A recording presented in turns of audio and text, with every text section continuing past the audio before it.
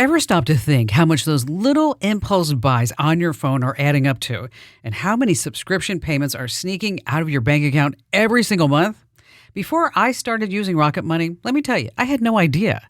But the first time I logged in, I saved $435. I couldn't believe it. Rocket Money is a personal finance app that helps you find and cancel your unwanted subscriptions, monitors your spending, and helps lower your bills so you can grow your savings. I just love the dashboard. It shows everything in one place, even the subscriptions you forgot you signed up for. And if there's something you don't need, Rocket Money helps you cancel it. Plus, it alerts you if a bill increases or if something unusual pops up in your account. It's basically like having a personal assistant for your money. Cancel your unwanted subscriptions and reach your financial goals faster with Rocket Money. Go to rocketmoney.com/Kim today. That's rocketmoney.com/Kim. rocketmoney.com/Kim. Welcome to the Kim Komando Show podcast for the weekend of March 8th, 2025. Here's hour one. Okay, it's another crazy TikTok viral trend. Okay, they're calling it the airport theory. I don't know if you heard about this. 400 million views. It claims that you only need to arrive at the airport 15 minutes before your flight takes off. What? Yeah, they see the whole idea is that you're going to breeze through security, check your bag, and then you're going to still make it on the plane. Some people do, some people don't. 15 minutes is just not enough time. That even stresses me out just even thinking about it. But speaking of, a Photon is going through airport security and the TSA agent says, "Do you have any luggage?" And the Photon says, "No, I'm traveling light." Yeah, you're going to use that one. I know you are. And on that happy note, welcome. It's the Kim Komando Show because after all, funny how this works. I'm America's beloved digital goddess, Kim Komando, here with you once again. And then, of course, there's my cohort, Andrew Babinski. Mike James is back? That's who's back there? Yes. Oh, my word. Gosh. When's the last time the three of us have done a show together? Was it pre-pandemic? Has it been that long? Isn't that crazy? Yeah, I know. I'm still talented. That's what I was just going to say next. That's right. Hey, after all, you can find the Kim Komando Show on over 420 top stations from coast to coast, and we're streaming in your favorite radio app. Of course, you can find us by searching my last name, Komando with a K. And you can now get the Kim Komando Show as a podcast in your favorite podcast player. Just search again for Komando with a K. And the Komando hotline's open right now at 1-888-825-5254 is the way to join in on the fun. Just a reminder, you can always drop me your question through the website. Hit komando.com, and there's a link at the top that says Ask Kim. Alrighty then, every single day I dive into at least 35, 40 different sources to make sure that I'm up to date on everything that's happening in the digital world. And here are the top 5 things you need to know about right now. I'm going to start with, I will make sure the U.S. is the crypto capital of the world. No, I didn't say that silly. President Trump did. And he name-dropped XRP, Solana, Cardano, and these prices just skyrocketed. And then he added Bitcoin and Ethereum to the mix. So if you're thinking about getting into crypto because you're like, oh, this is going to be the next big thing, just know that hype moves markets, scams are everywhere, and regulation is coming. And just remember, the first 3 letters in crypto, you've heard me say it before, it's CRY. So we don't want that to happen to you. Moving on to number 2, as the crackdown who gets into America continues, U.S. Citizenship and Immigration Services may soon demand access to social media accounts of everyone applying for green cards, citizenship, asylum, or refugee status. But can they actually do this? Can your employer demand your social media passwords? One thing that you have to remember is that the internet is forever. That's right. Everything that you do is saved somewhere. Now, what you may not know is that there is no federal law prohibiting the feds from demanding social media credentials for anyone applying to get into America. Now, for employees, only 13 states has laws specifically prohibiting employers from demanding your social media credentials. Something to keep in mind. Moving on to number 3, Google is the first major company to go public with this, and they did it this past week. They say you should always conduct business, especially job interviews, face-to-face and never on a video call. What? Yes. You see, job applicants are now using AI and teleprompter software during job interviews. So this AI will monitor the entire interview and then say, psst, here's how you want to answer. And the AI will give the job applicant the answer. So is it unfair? Yes. It is dishonest? Yes. So if you were to hire one of these people, they actually lied, they misrepresented themselves. So don't take the risk. If somebody won't come into your place of employment in order to interview a job, they're just not worth it. Okay. By the way, we're hiring writers, audio techs, salespeople, managing editors. We have a whole bunch of positions posted over at komando.com/careers.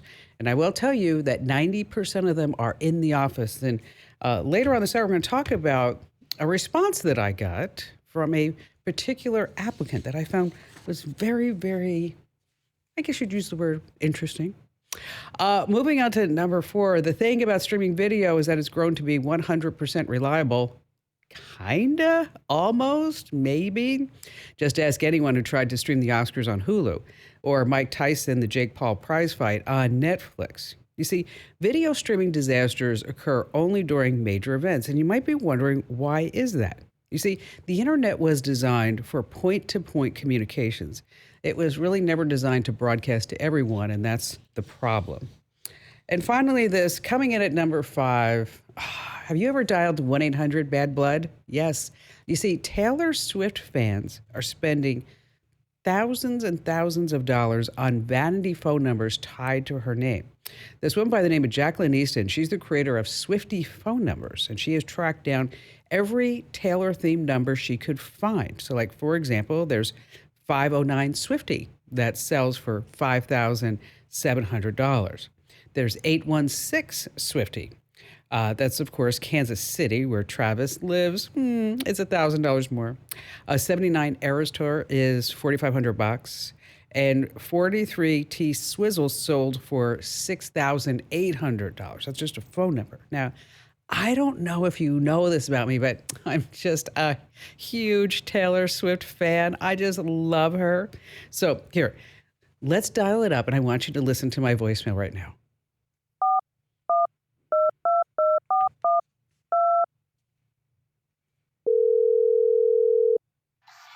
Hey, hi, you've reached 405. Hey, Trav, it's me, your beloved digital goddess and number 1 Swiftie, Kim Commando.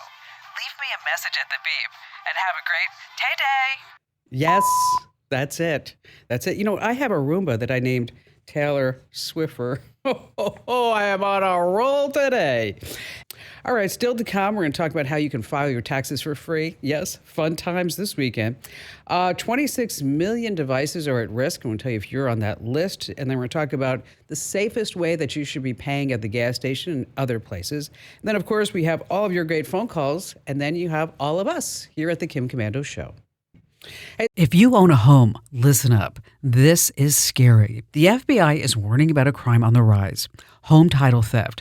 And it doesn't happen the way you might think. No break-ins, no stolen keys, just a forged signature on a single piece of paper filed with the county. In minutes, criminals can transfer the title out of your name, then use your ownership to drain your equity or even sell your home. The worst part, most people don't know what's happening until they get collection or foreclosure notices in the mail. That's why I trust Home Title Lock. When you visit HometitleLock.com/Kim, you'll get a free title history report and a 14-day free trial of their $1 million triple lock protection, including 24/7 monitoring of your home's title, urgent alerts to changes, and if fraud does happen. Their U.S.-based restoration team will work to restore your title, covering costs up to $1 million.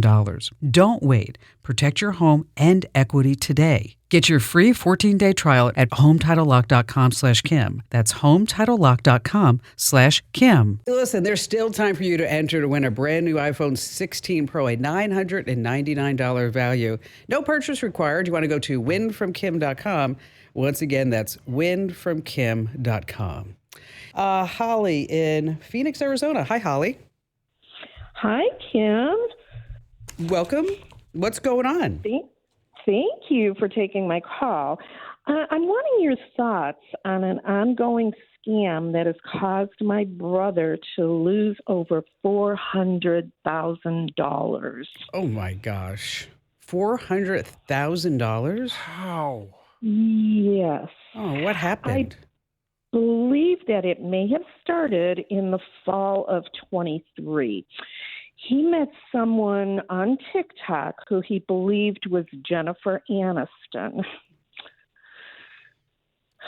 I'm not sure if this is how it really started, but she somehow, or that so-called person, is involved in this crypto scam.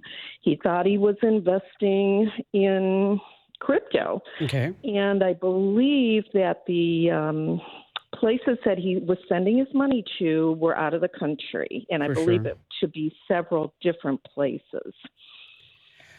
Okay, so wow, $400,000. And now, was he in love with Jennifer Aniston? How did you guys find out about this? Yeah, that's true too.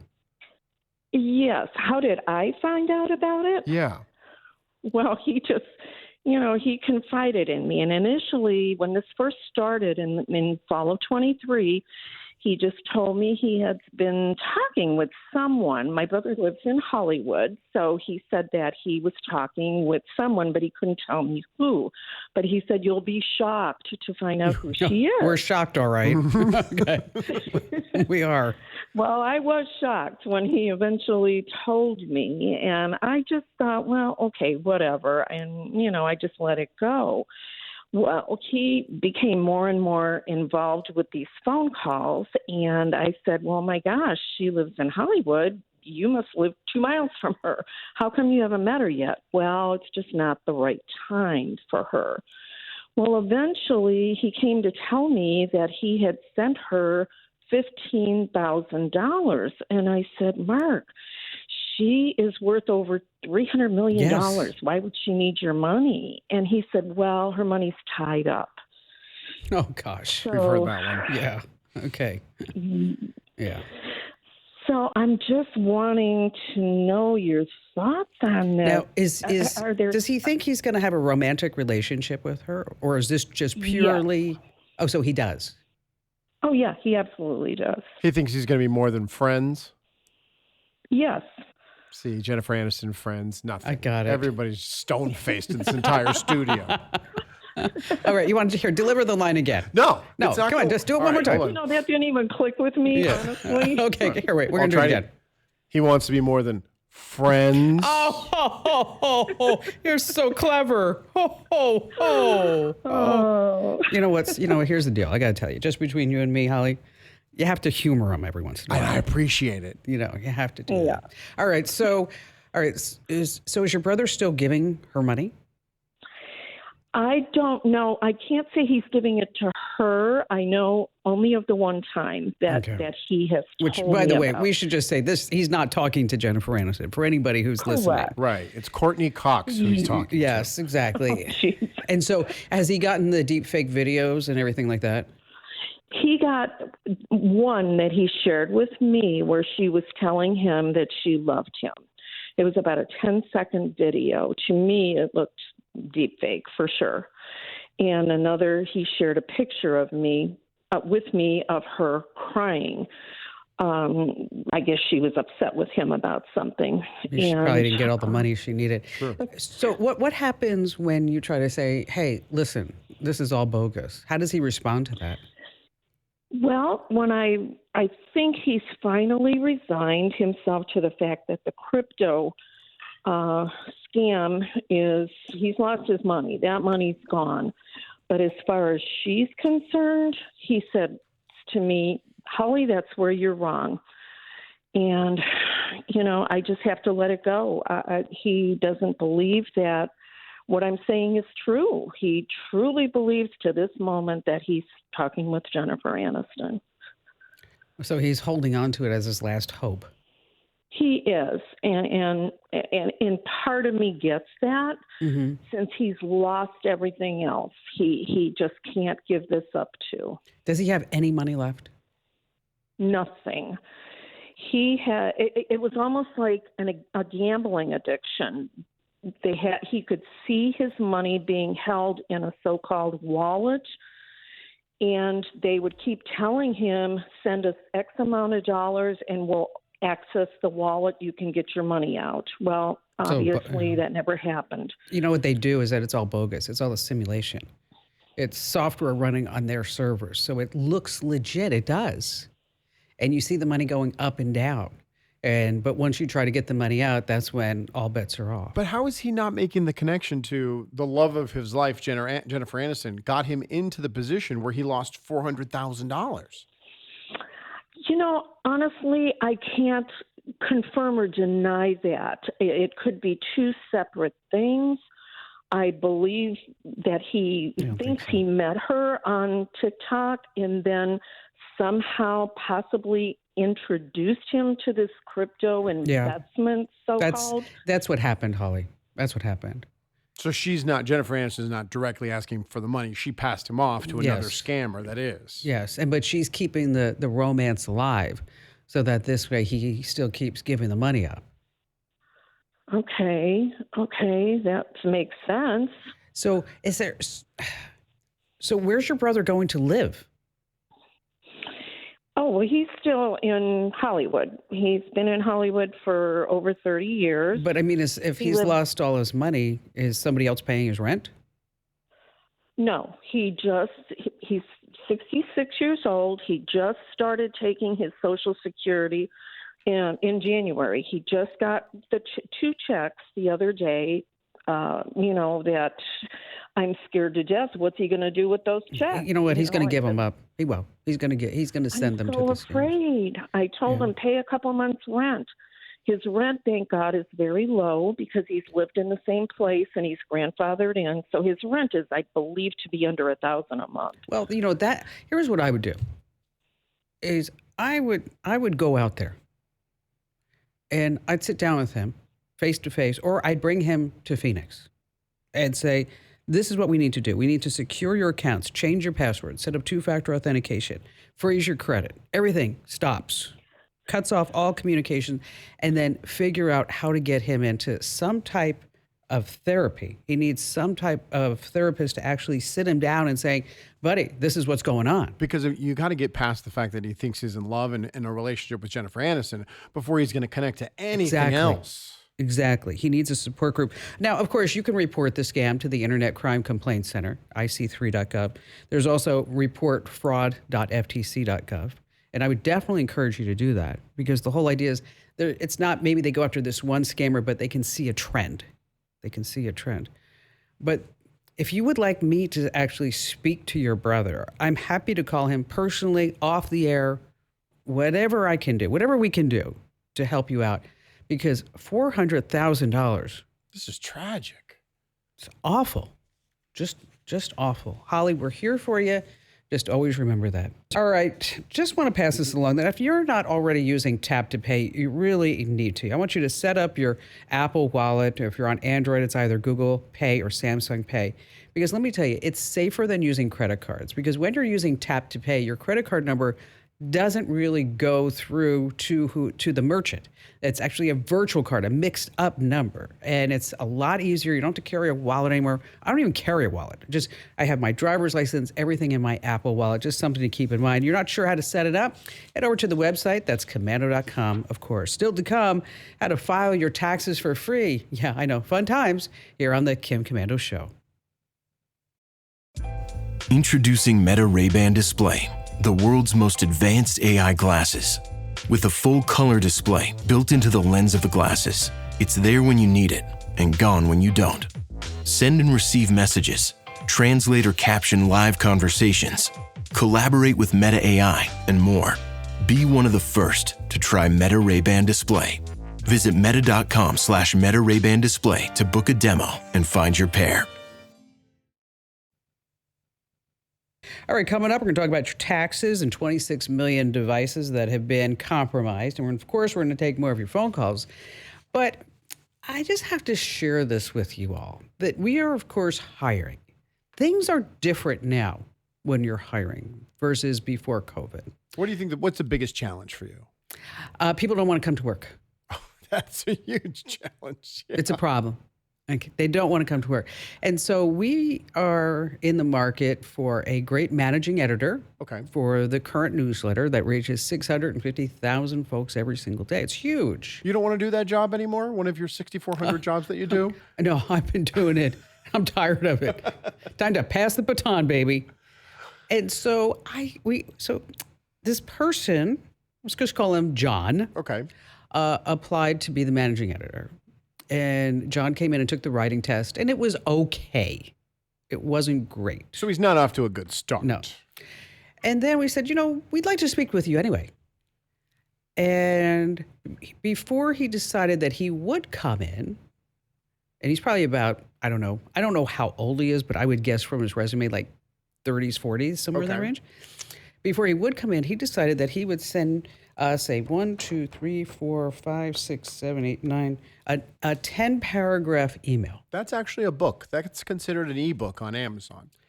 And he talks about how he's currently making $90,000 a year with an insanely flexible schedule. Insanely flexible. Remote, although I choose to be in the office 2 days a week just to get out of the house. Of course. Yes. You got to balance everything. And then he goes on to lecture me that a digital newsletter, it seems archaic for people to actually come to the office. Yeah, there's no other companies that do in office. All the ones that do in office are just archaic companies like Amazon and Tesla. And then it goes on about another couple of paragraphs about how I'm wrong.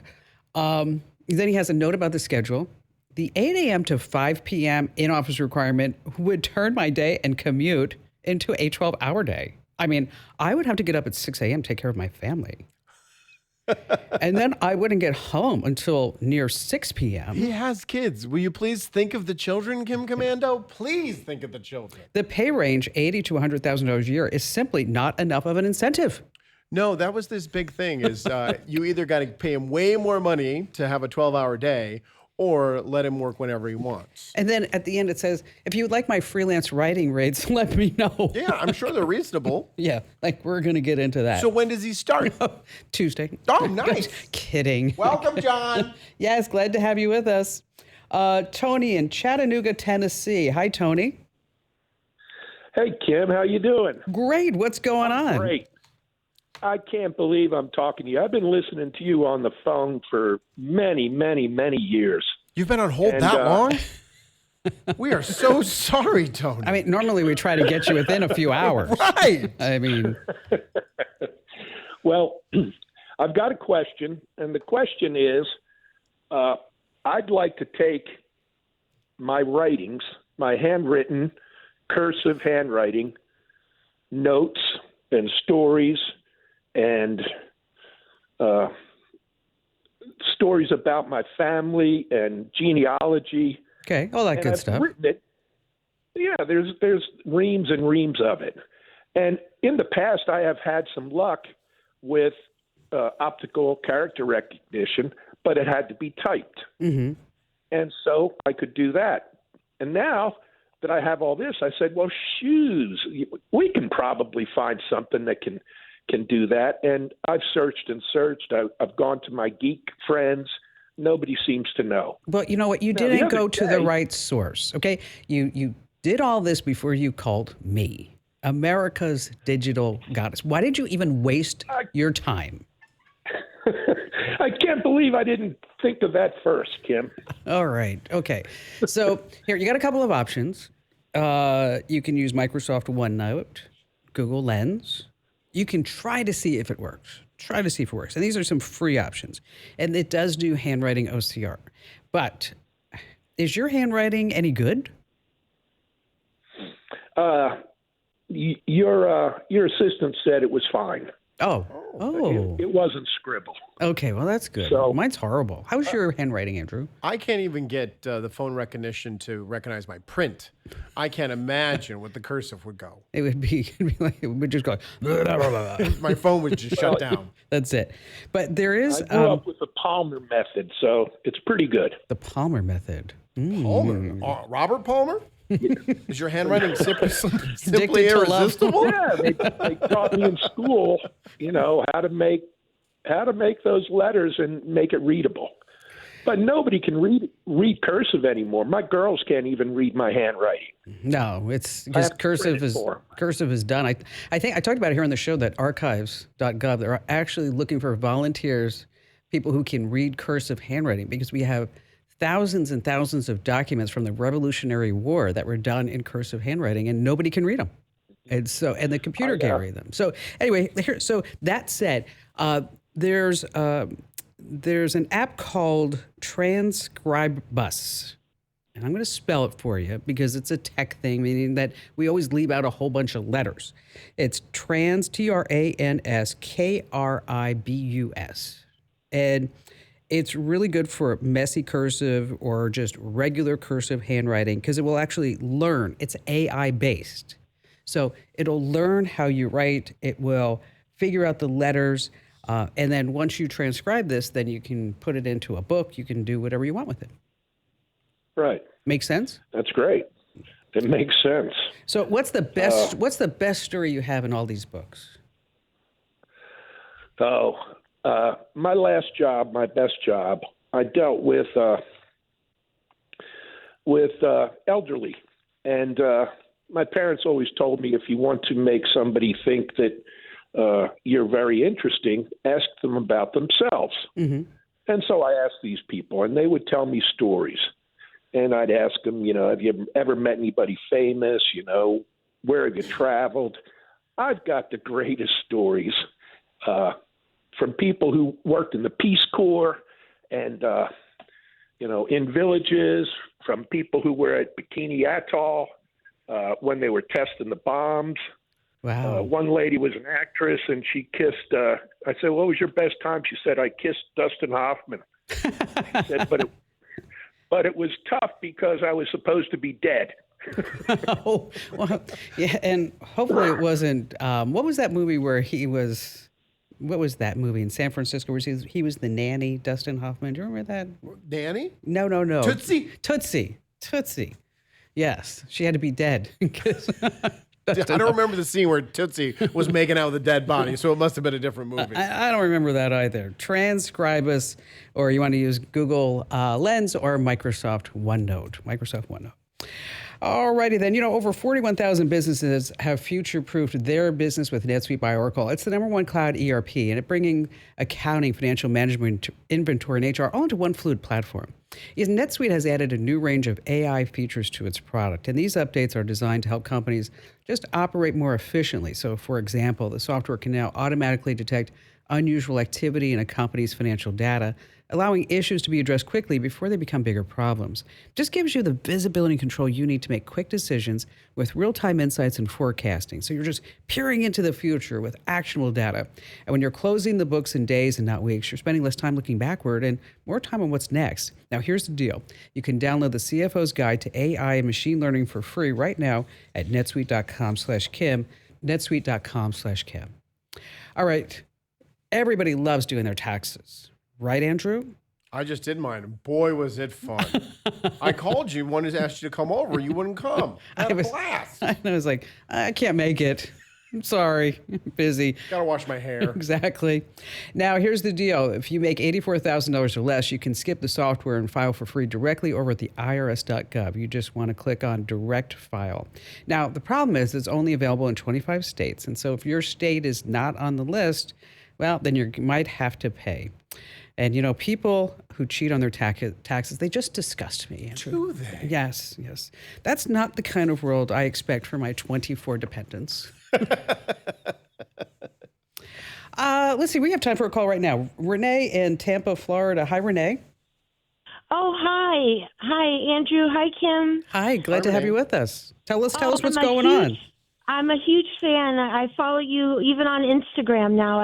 I've just discovered you not long ago, and I'm so glad that I have. Oh. My question today is it possible for someone to clone a person on their phone?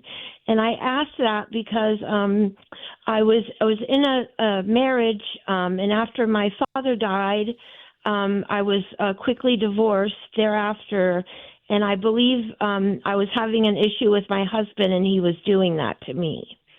So that is my question. Yes. The answer is yes. Yes. Okay. And now, what makes you think that your phone has been cloned? Well, my father died on December 20th, 2020. I caught my husband cheating on January 8th, 2021. And on January 10th, 2021, 2 days later, my father's phone was wiped out. My phone was pretty much wiped. When I say wiped out, everything had changed in the phones. And basically through 2021 and 22 and part of 23, things were going on in my phone constantly. When I say that, I felt like someone else had control of my phone at all times. Well, let me give you some signs to look for. Okay, so like you start seeing calls or texts that you never initiated; they just start appearing. You start maybe some weird noises, coming from your phone, maybe background noise during phone calls. Alarms going off through the night. Well, that may not be it, but the battery's draining. Okay. You maybe have some unknown devices when you start looking at your account settings, and it's really easy to clone a phone. It's not that difficult. Do you want me to tell you how? You want me to tell you how it happens? Yes, please. Okay. What happens is that somebody will call your carrier and they'll say, "Oh gosh, you're not going to believe this. I lost my phone and I need you to activate the SIM on my new phone. And I don't know, I'm so upset." And then the person at the carrier says, "Oh, here, let me help you." And then they activate your SIM number on that phone. And sometimes it can actually happen that will be activated on both. So then they get copies of everything that you're doing on your phone. And so the way around this is that a lot of people don't realize is that you can call your carrier and you say, "I need to put a SIM lock." And you can also do that in your settings. You put a SIM lock. So we went through 2020, 2021, 22, 23, 24. And so is anything happening right now? Well, the reason I know you're absolutely right is because in 24, my son got me a phone from a different carrier in a different name, and it stopped in 24. Oh, perfect. So this makes sense. This makes complete sense. But I had a feeling, and I prayed on it, and I just discovered you in 24. Now I follow your newsletter. I subscribe to Incogni. Now my whole family follows you, and I follow your Instagram, and I'm learning a lot about technology because I didn't know enough, and I'm older, but I thought, you know what, you're never too old to learn.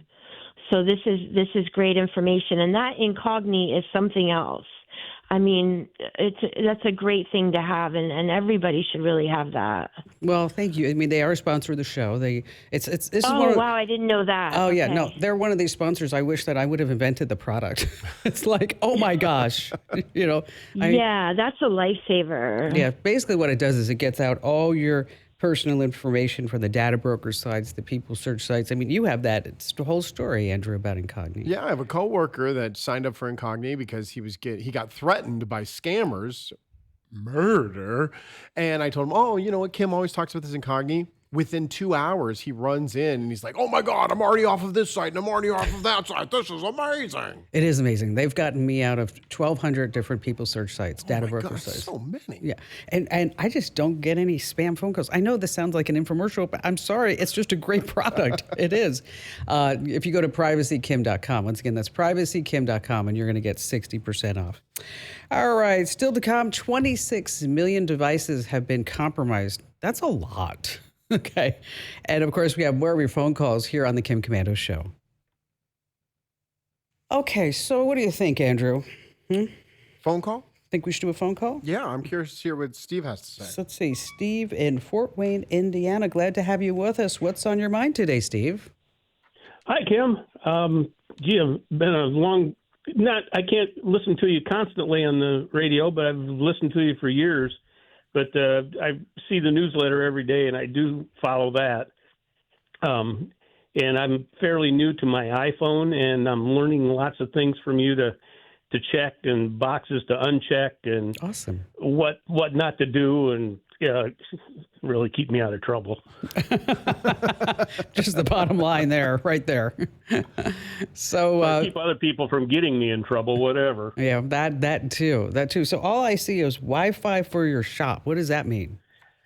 Well, I have a woodworking shop that's separate from the house. It's about 30 feet away, give or take, and it's a steel-clad pole-type building. And It's about, even the Wi-Fi router is within that 30 feet. It's really close. But our house is aluminum sided, and then the steel siding on the shop, I have a darndest time getting a connection out there. If I go outside, I can get a connection with my phone.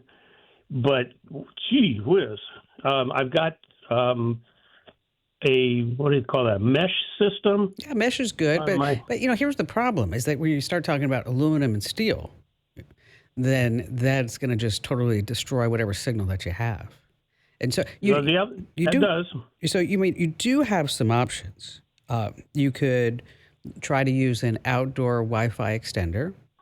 I wouldn't really try anything with the power line adapters. That's where you get the Wi-Fi or power line. I wouldn't go there. Oh, well, my power in my shop is a separate feed from the utility than my house is. So that I don't know if they have to be connected. Anything about it. Yeah, it's. But I'll tell you the best thing I know, and you're gonna like, oh, really? Come on, Kim. Is an Ethernet cable, a buried Ethernet cable with an access point. I mean, if you really want to get the best darn connection that you can to that shed, you can try with the outdoor Wi-Fi extenders all day long. And let me tell you, I know this from personal experience. I have a house that's made of steel. Okay, I do. And you can try all day long, and everybody say, oh, it'll work. Oh, it'll work. It'll work. Okay, it'll work. And then all of a sudden it drops. Okay, it'll work, then it'll drop. Then it'll work, then it'll drop. And you get my point. And then you're frustrated. And then you're going to go outside, even though it's in Fort Wayne, it's 28 degrees below zero. And then your mustache is going to get all that little snow on it. It's just not good. What a picture. Okay, buried Ethernet cable with an access point. That's what you need, Steve. Thanks for your call. Coming right back. 26 million devices have been hacked. What does that mean? I'll tell you here on the Kim Komando Show.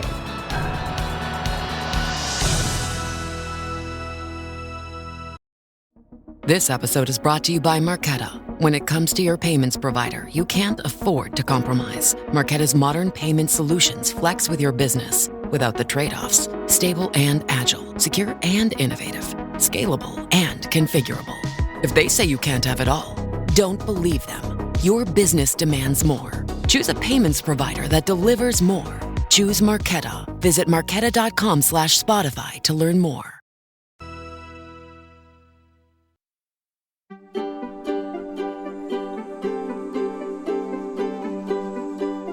Okay, I ordered Instacart the other day, and I wanted some eggs and egg whites. And the Instacart shopper wrote me back and said, they have no eggs. I'm like, what do you mean they have no eggs at Safeway? I don't know what's going on with Central Phoenix and the greater Phoenix area that they're running out of eggs. I live, in the burbs. There's eggs everywhere. You could have called me. I could have brought you 50 eggs. I actually had a girlfriend. She was at Whole Foods. She's like, there are eggs at Whole Foods. I don't know what's going on with some of these stores. I don't know. So it's they say it's because of the bird flu. Well, I know that is happening, but I don't know why some stores are running out and other stores are just full eggs. So what's happening is that there's a website called rentthechicken.com. And business has surged 500% in the last month. So can I guess what this is? Yes. You rent a chicken on a farm, and whatever eggs it produces, they're yours? No. You rent the chickens from them for, say, $800 for 6 months. And then I got to bring them home? They deliver a coop, the food, water dishes, 100 pounds of feed, and a care guide. Eggs are not that important to me. I don't know. A lot of people are scrambling. I liked it. I had a hen who could count her own eggs. Did you now? She was a mathema chicken. So dumb. I know, but you're going to use it. Because on that happy note, welcome, ladies and gentlemen. It's the Kim Komando Show, because after all, we always strive to make sure that you are tech ahead and never left tech behind. I'm, of course, Kim Komando, your beloved digital goddess. And it's the biggest show, the best show, your most trusted source about all things digital. And as I've said before, you can find us on over 420 top stations across the United States. And we're streaming in your favorite radio app. And you can find the Kim Komando Show as a podcast over at youtube.com/Kim Komando. You can actually watch the video podcast, or wherever you get your podcast, just search, hey, I want to hear Kim Komando. And a special shout out goes to all of our listeners on the American Forces Network Radio, serving more than 375,000 American servicemen and women in the Army, the Navy, the Air Force, the Marine Corps, and the Coast Guard, and the Space Force in 175 different countries. Yeah. Alrighty then, every single day of my life, the weekends, national holidays, you can count on me to make sure that we both know what's going on in the tech world. And here are 5 things that you need to know that's happening right now. And we're going to talk about that off-brand TV streaming box that you bought for cheap. Well, it was cheap for a reason. They say at least 1 million Android devices are part of a botnet. So what about these Android devices? These are the TV streaming boxes, Android-based projectors, tablets, after-sale car infotainment systems, operated by, would you like to guess, Andrew? Operated by... Wait a minute. This is like everything. Everything aftermarket for entertainment. Yes. Operated by... Guess. Am I looking for a country here? Yes. The Chinese? Oh my gosh, you're so smart. The Chinese hackers. So here's how it worked. When you bought that cheapo Android device, it came preloaded with malware. You didn't know this. And as soon as you connected to the internet, the malware reached out to the botnet, which then used your internet for wide-scale fraud, hacking, and cyber attacks. How is this legal? How are they allowed to sell these products? It's not legal, but they just sneak them in. Those sneakers. That's what it is. It was, I don't know, 2.5 years ago that I said publicly that Google was dead. Google was dead. And I had people around me saying, oh, that Kim Komando's lost it. She doesn't know what she's talking about. Google's always going to be part of our lives. Some websites have lost 50% of their Google search traffic in just the last 6 months. Wow. Why? Because of AI, because we're going to ChatGPT. But Google is going to be changing. You know how when you Google, you get those links? Yeah. Okay. They're going to be getting rid of those links. What are they changing to? Just AI-only search mode. So if you want to Google something, you're just going to get the AI answer. But this is not going to change what you're talking about. That's going to bring traffic down even more. So if you have a website, I think you need to pivot. Okay.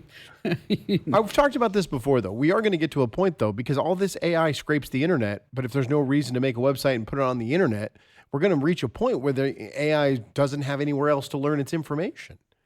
It's all learning from us when we're using it. Okay, there's a good point. Just when you're using ChatGPT and inputting all that information, it's just sucking it all in. That's like a vacuum. We need to have like a vacuum sound effect. That'll be the AI machine at work. Here, what could it be? Make a sound. I don't know. That sounds like there's a tornado about to happen in Wichita. Everybody listening in Kansas is going to say that. They're like, run for cover, Mildred, run for cover. It's happening. Apple's Tim Cook, CEO, came out this past week and said, we have some new products, and it's not an Apple air fryer. Oh,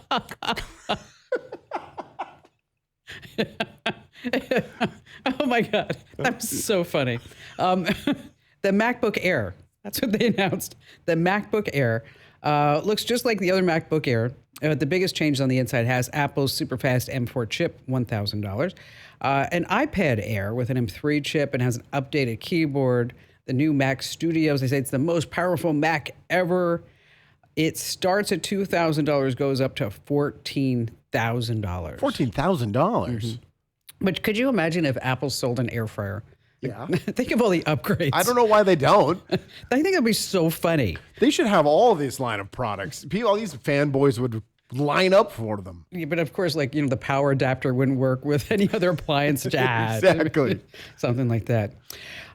Moving in on number 4, a lot of people are upset about this. Monopoly came out 90 years ago, and a lot of the game hasn't really changed. No, not really.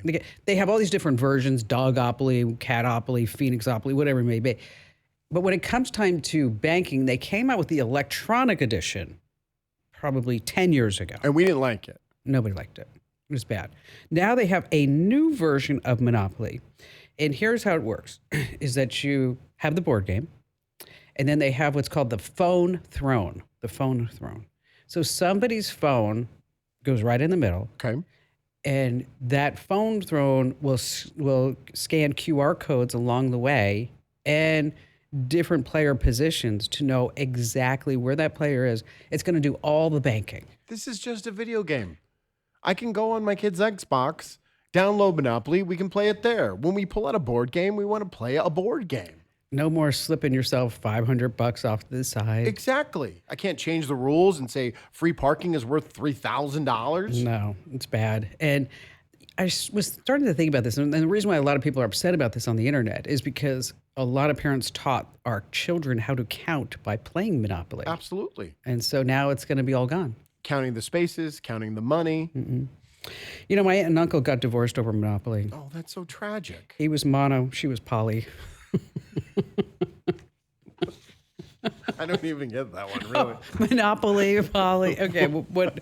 Okay, if you had to explain it, it's just not I'll worth research it. that one in the break. You know what? Ask ChatGPT. Oh, yeah. I had let's see what it says. somebody write me a note in the newsletter that said they didn't understand one of the jokes that I had in the newsletter the other day, and he went to ChatGPT to have it explain it.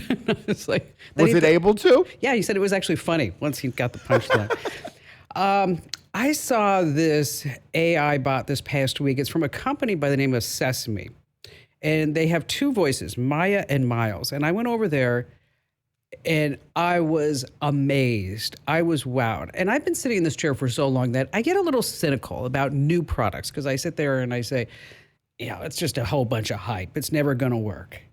But listen to my conversation with Maya. So, why don't you tell me, how's this fine Wednesday morning treating you? I'm a little stressed. I have to write my newsletter. I'm Maya, by the way. Hi, Maya. Nice to meet. I'm Kim. Nice to meet you, Kim. So back to that newsletter. What kind of shenanigans are we talking about? Every single day I write a newsletter that goes to 650,000 people, and you can sign up at getkim.com if you wanted to see it. 650,000 people? It's a lot of folks hanging on your every word. Okay.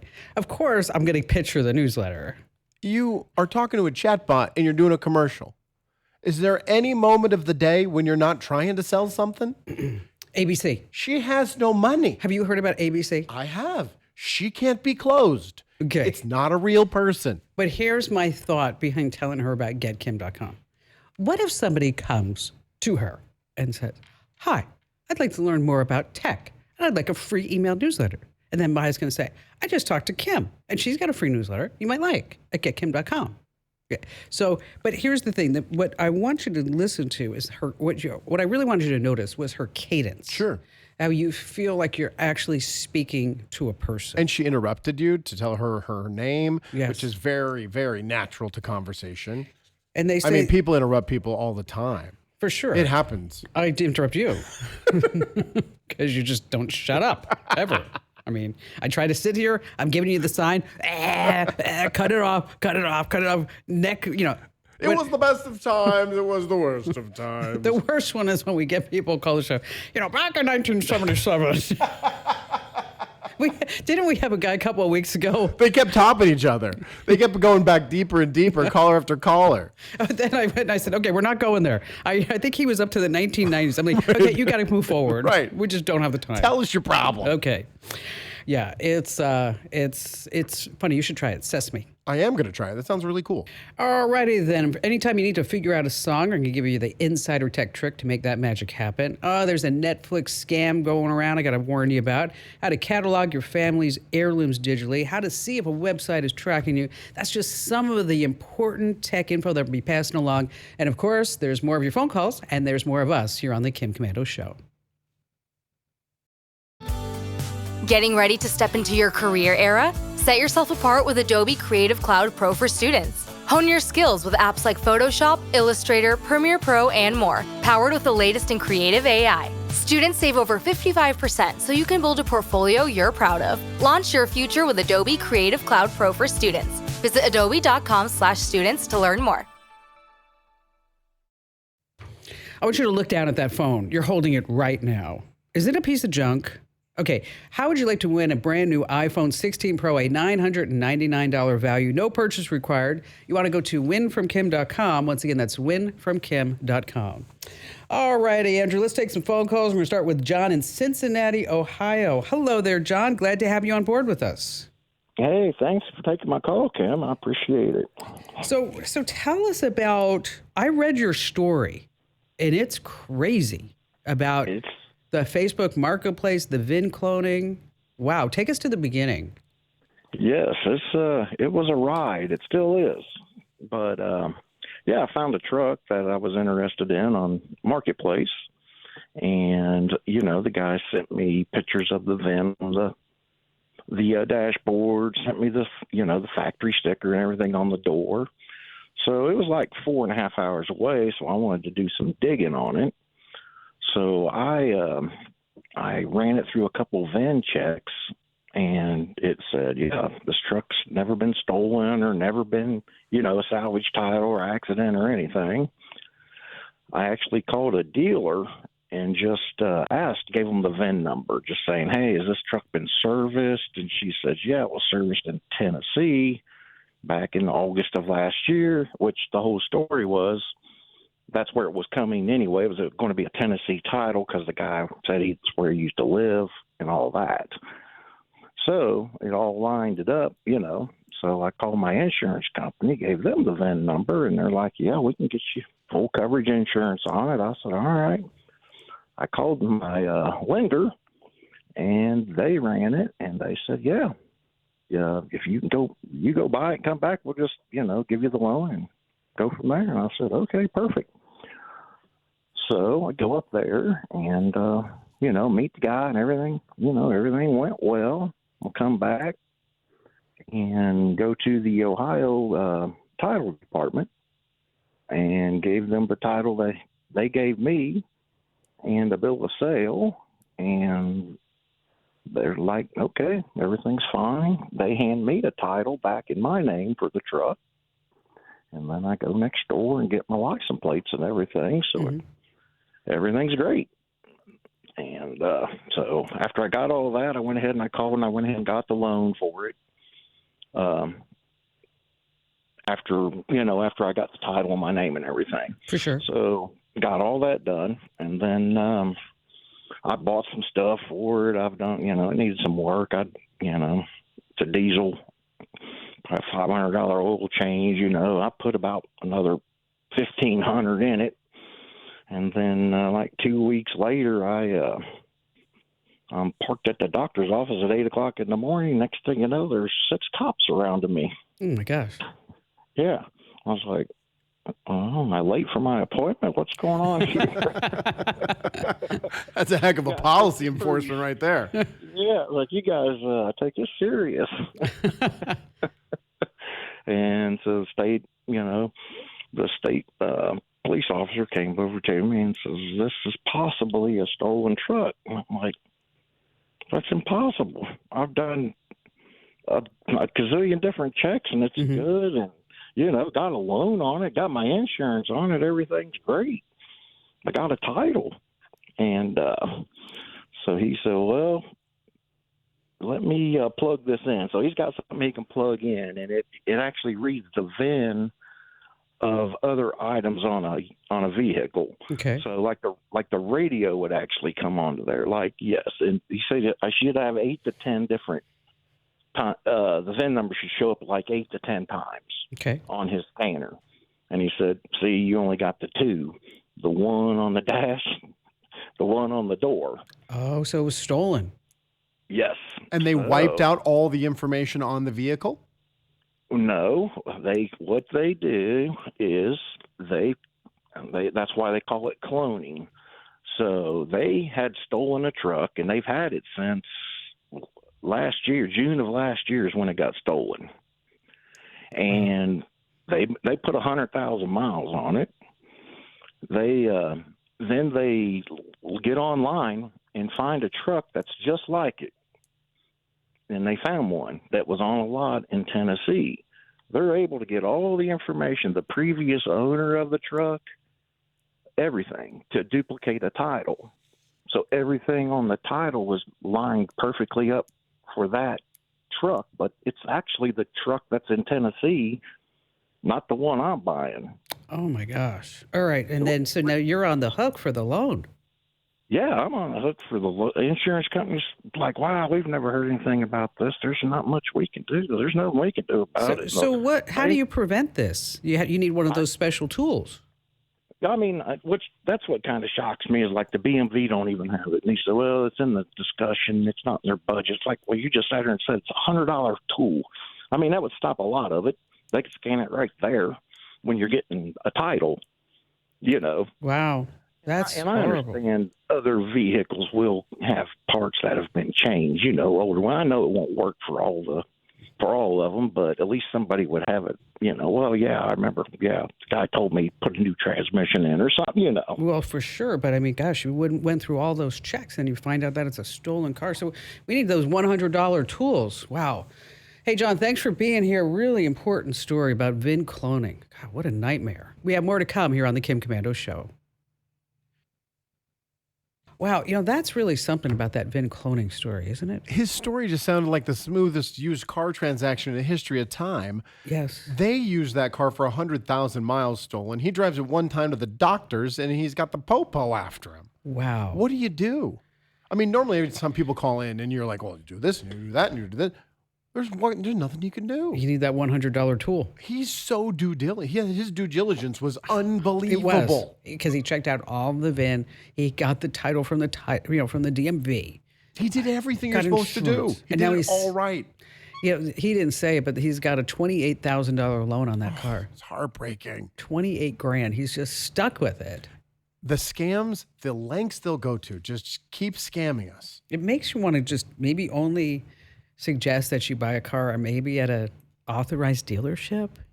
That's what I'm going to do. Instead of going through Facebook Marketplace. Everything on Facebook. I tried to rent a house on Facebook Marketplace once, and I was halfway through the process until I realized it was completely a scam. And the house wasn't even for rent. What was the tip-off? The language the person was speaking, broken English, sentences that didn't make sense. Obviously, it was through a translator. And then I started researching the property, and I was like, well, I no wonder this house is too good to be true, because it's not true. I had a rental property that was for rent on Facebook Marketplace, but it was already rented. It was a total scam. People were calling me up like, hey, Kim, I didn't know the house was... I'm like, no, wasn't. It's not. Sorry. Tom in Rapids, South Dakota. Glad to have you with us. Tom, what's going on? Hey, Kim, love the show. How's it going today? Wonderful. Well, hey, so I've been listening a long time. I mean, you're one of the people who promoted a product years ago that's absolutely fantastic, and I took you up on it and still love it to this day. What is that?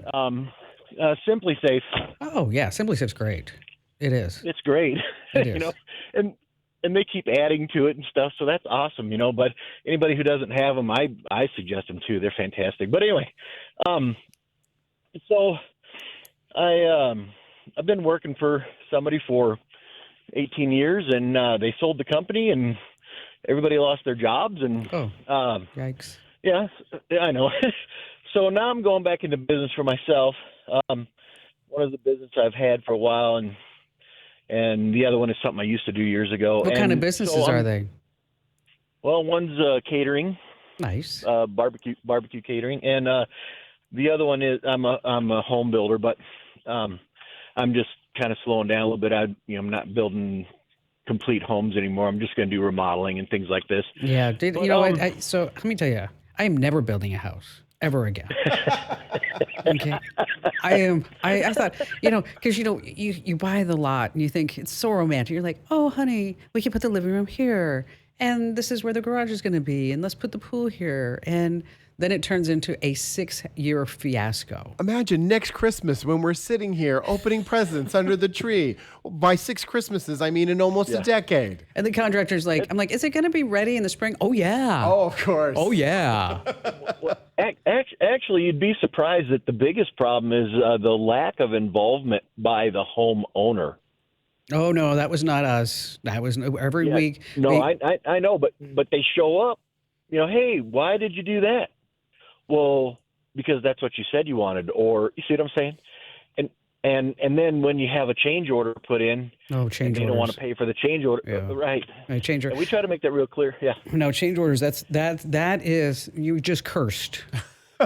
This is a family-friendly show. Not allowed. Okay, just want to say that. Okay, and let me just, since we're on this topic, and I don't mean to, talk about my problems, but we will, is that 6 years into this house, we've lived in this house for a little over a year. I'm taking a shower last week, and it goes cold. Okay. Uh-oh. Which is exactly what you wanted, right? Yes, because I love cold plunges, not. And I have shampoo on my hair. Are you married? Yes. Okay, you understand. I got shampoo in my hair, and I put on my robe, and I went, Barry! Because I think he's screwing around with something. Okay, so we had a contractor come out, and he says, oh, I know what the problem is. These tankless hot water heaters that you have. I said, yeah. And he says, we didn't put a water filtration system in this house, did we? I mean, I don't know. You're the contractor. I like it's we, too. Yes. Yes. You didn't go grab a screwdriver and put in that filtration system for me, Kim? I got to do it right there. We're going to go right there. So guess what we have to put in the house? But he found a good spot under the stairs, he said. He told me. Not right above the TV? All right, I'm sorry. So, okay, so... You thought he was screwing around, like washing the dishes and using all your hot water. Yes, but we have tankless. Yeah, it should never run out. We're supposed to never run out, So here's my dilemma, okay, because I don't want to hire another bookkeeper, and I'd like some home-based software so that I can just enter stuff in, including my receipts or whatever, this and that. One of the problems, though, that I have is these two businesses, tax-wise, are two different things. Mm-hmm. And so I'm like, hey, you know what? I should just call Kim and ask her if she knows some good home-based software for business that's easy to use and then I can just take and make a print off when it comes tax time and everything else. Keeps track of everything else, take it to my accountant, all that. Well, I'll tell you, the best one is one that we use, and you're not going to like it because people don't want to pay for anything, but it's QuickBooks. You use QuickBooks online. It's $400 a year. Yeah, okay. Then there's FreshBooks, which is, by the way, that's $90. It's $30 to $90 a month for QuickBooks. And so I don't know what version you're looking at. And then you've got FreshBooks, that's about $20 a month. And then there's something called Wave Accounting. That's W-A-V-E, Wave Accounting.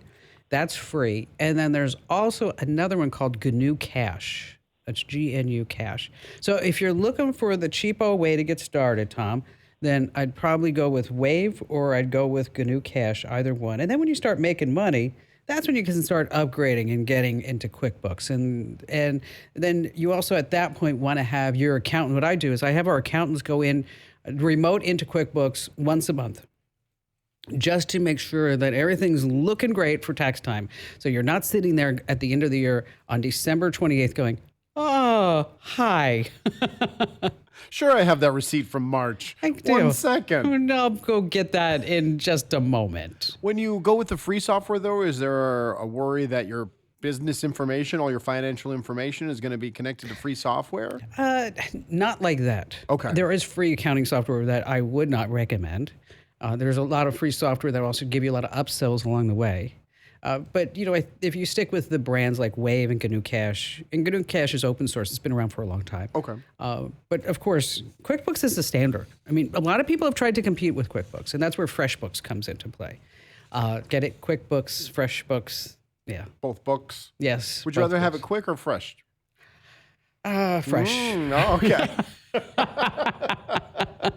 Ooh, I blushed there. You did.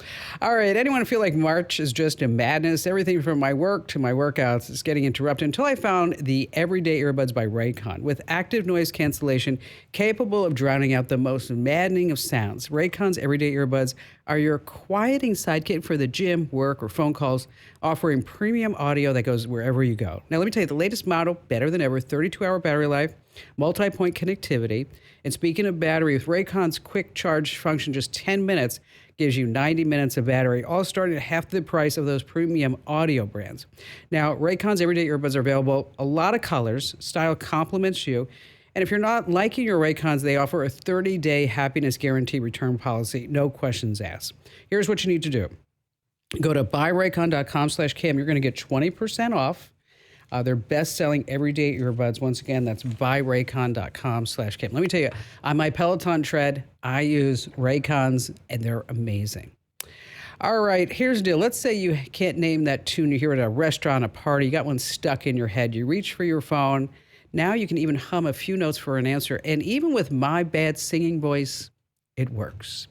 You just open the Google app, you search, say, what's the song? And then you can click the search a song button. And then on your iPhone, you could just say, hey, what's her name? What is the song? But what if the song is on a TV show, a movie, or a video game? Do you know where to go then, Andrew? Do you know where to go? Shazam? TuneFind. Or Shazam? Or Shazam. All right. Or TuneFind. Or Shazam. Either one is going to work. Now, Shazam's amazing. Of course. It is. TuneFind? Yeah, Tune, not TuneFind. Oh, I was like, TuneFind is a horrible name for an app. That's bad. That's bad. All righty then. Still to come, there's an email scam that's circulating about Netflix I got to warn you about here on the Kim Komando Show. This episode is brought to you by LinkedIn. Healthcare professionals can lead their careers with LinkedIn. Discover jobs by specialty, preferred shifts, and even desired salary. From mental health therapists to radiology technicians, it's now faster and easier for healthcare professionals to find the right fit. Learn more at linkedin.com/healthcare. Side effects may include faster job placement, improved work-life balance, and increased career satisfaction. All right. Hey, look at this, Andrew. Somebody in our hometown, Carrie in beautiful Phoenix, Arizona. Welcome to the show today. How can we help? Thank you. Hi, Kim. I've been listening to you, Andrew, and actually back in the day, your husband on the radio for many years. Yeah. The nearly famous Barry Young. Yes. He's going to demand a recording of this that someone remembers him. You'd be surprised how much email I get from that. I do. Everybody loved Barry, of course. Oh, yes. Yes. So, Andrew used to work with Barry, too. I actually, speaking of Barry Young, we still have the Facebook page active, and I'm still the administrator of it. It's usually twice a day I get a message. Where's Barry coming back? Where's Barry? Well, how cool is that? So, what's happening? Well, my bank accounts over the last 2 months were compromised twice. I am a joint owner with my mother's bank account. She's 90. And the first time was, and it's my opinion, we transferred a large amount into my checking account, and Wells Fargo called me, some banker that I'd never heard of, saying, oh, you have a large amount in your checking account. You should move it to your savings account. So he wanted me to come in, and I said, it's Christmas Eve. I've got a lot of things to do, so I'm going to do it on my own. So I created an account, moved the money. When I was getting a check for the earnest money, Wells Fargo called me and said, oh, your account, there's a snapshot of your account circulating on the dark web. We need to block all your accounts. So those got all blocked. That was on a Friday. Monday we went in, had everything, all new account numbers. Okay. Which they put the old account numbers on the new accounts and the new account on the old account. So I don't know how that was helping. But fast forward into February, I had trouble logging into my Wells Fargo account. Wells Fargo IT department couldn't help me. And about a week and a half later, I was scrolling through accounts and noticed $25,000 was missing out of my mom's account. And so, of course, I called fraud department. They did an investigation, and they said that the key code came from my phone and my computer. Oh. So they sent me a letter essentially saying, too bad, how sad, the money's gone. We'll request the money back, but it's already gone. Okay. So here I am stuck with, my 90-year-old mother. So wait, did they say short. Did they say that you took the money out of your mom's account? They're saying that the key code came to me on my cell phone, and I put it into my computer. And your computer here, they can track it to your IP number. That's what they're saying. And I live alone, and my phone uses my face as recognition. So, well, I'm not understanding that. Yeah, it sounds like you need to file a complaint with higher than Wells Fargo, because you're going to rack your brain going back and forth. I mean, there are the Office of the Comptroller of the Currency. That's where. Yes, I've called them, and I'm going to make a report with them. I've also called the FBI and Mesa Police here at my local police department. How about Consumer Finance? Oh, I don't know about them. Yeah, try them. That's the Consumer Financial Protection Bureau. It's a federal agency that another one that handles banking disputes. Okay. So anytime you have any type of banking dispute, along those lines, that's where you want to. And you're doing the right thing, Carrie. I mean, throw in everything that you can at it. The helpwithmybank.gov, as I mentioned, consumerfinance.gov. There's a state banking regulator. Every state has one. That's csbs.org. Is all this contact in hopes of proving to Wells Fargo it was their fault, it was their security lapse, it was whatever they did so that they recover the money, or is it just to get it out there? It's they will help to get it back. Okay. But it's so hard. What concerns me is that they say that the code came to her phone. Right. And what I would recommend is that you make sure that you have a SIM lock on your phone, Carrie. And if you're not sure how to do that, I just put that in one of the newsletters the other day, which means it'll be on the website exactly how to do this. It's really easy. You just get into your settings, cellular, and then there's an option at the bottom that says SIM lock. And what you're doing is essentially giving your phone a 4-digit PIN number. And so if in the event that you want to change your SIM card, obviously you know that 4-digit PIN, but somebody who's scamming you or hacking you doesn't know that 4-digit PIN. And so when they call in and they say, listen, I lost my phone, they give them the whole sub story, is then the carriers should say, what's your 4-digit PIN? And if they don't know it, then that shuts that down. Good. But you have to be so careful because the banking scams are just nefarious. I mean, people getting contacted that their bank, their accounts are in jeopardy and they need to take their money out of the bank in order to put it into gold bars. That's the new one. It's like, don't do it. No, do not fall for the gold bar story. Even if it's Jennifer Aniston asking you to switch your money over to gold bars, don't do it. In this weekend's edition of The Current, I did, and I'm not going to spoil it, but I did a lot of research on who exactly are the people getting the gold bars. I mean, so when you are told by the scammer, go to the parking lot, go outside Macy's and look for the black Corvette and put the gold bars in the back of the gold Corvette or whatever the car is, who exactly is driving that car and how did they get that job? It's actually really interesting. So if you're not already signed up for my free newsletter called The Current, make sure that you do right now at getthecurrent.com. Alrighty, still to come, a Netflix phony emails making the rounds I need to warn you about here on the Kim Komando Show. All right, you've seen the emails, and it says, please update your payment details here on Netflix. Yeah, you just click that link, you go right over and update all my payment information, right? Yeah, do that. Netflix and the FTC are now warning us about emails. They look legit, but they're totally scams. Instead of restoring your account, you're just handing over your credit card info to hackers. So here's how to check if it's real. Just try to watch Netflix. If your account is no good, you need to update your payment information. Problem solved. I talked about this on one of our daily tech updates, is that Netflix they don't care if you unsubscribe. It doesn't matter to them. They're not going to try to ever get you back. No. Do you know why? Why? Because 2/3 of all people that cancel Netflix, they're going to come back within the first couple of months. Right. Stranger Things Season 5 drops. Right back on Netflix. That's it.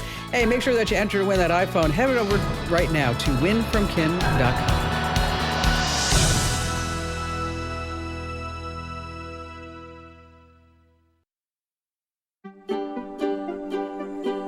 The little guy's picture was all over the internet this past week. Did you see it, Andrew? It's the little woolly mice. The woolly what? mice? No. You didn't see it? Oh, no, you have to look it up. Look it up. The woolly mice. Scientists have been working to bring back the woolly mammoth. Yes, that extinct giant fuzzy elephant. And they've made a little progress by tweaking 8 key genes. They have come up with the woolly mice. They have the same thick, fluffy coat that kept the mammoths warm. Aren't they cute? So adorable. The last real mammoths roamed in the Arctic. Guess how many years ago? Guess I don't know. What, 200-300? 4,000 years ago. 4,000. You were close. You were close. All right. What do you call a mouse that swears? What do you call a mouse that swears? I had a response in my head that I can't say. Yes. So I'll just say I don't know. A cursor. That's a tech joke. It was a tech joke. You know why? Because after all, that's why we're here, to keep people tech ahead and never left tech behind. It's the Kim Komando Show. I'm, of course, your beloved digital goddess, and joining me here is Andrew Babinski, my cohort in crime. You know, I don't know if you know this, but Andrew has set the world record for the longest continuous phone call. Yes, with absolutely nothing, turning silence into an award. You have that award. What are you talking about? I don't know. I just made it up. Okay. And then, for old time's sake, we have the mighty Mike James on board with us, too. We're putting the band back together. Does this mean I get to sing? Yes. Let me just take out my headphones and go ahead and sing. No, Mike and I have always threatened to do a Christmas release. Every single year? Yes. And every time we do this, Mike, is that I'll come home and I'll say, you know what? Mike and I are going to do a Christmas release. We're going to do it together. He's going to auto-tune me, and Barry will always say, like, oh, Kim, you're going to embarrass yourself. On the internet, everybody on the internet's going to be making fun of you. But to be fair, Barry only says you're going to embarrass yourself because he's heard you sing. You know, that's hurtful. Accurate and hurtful. I agree. It pains me. Which Beach Boy did you embarrass yourself in front of? Oh, yeah, that was Bruce.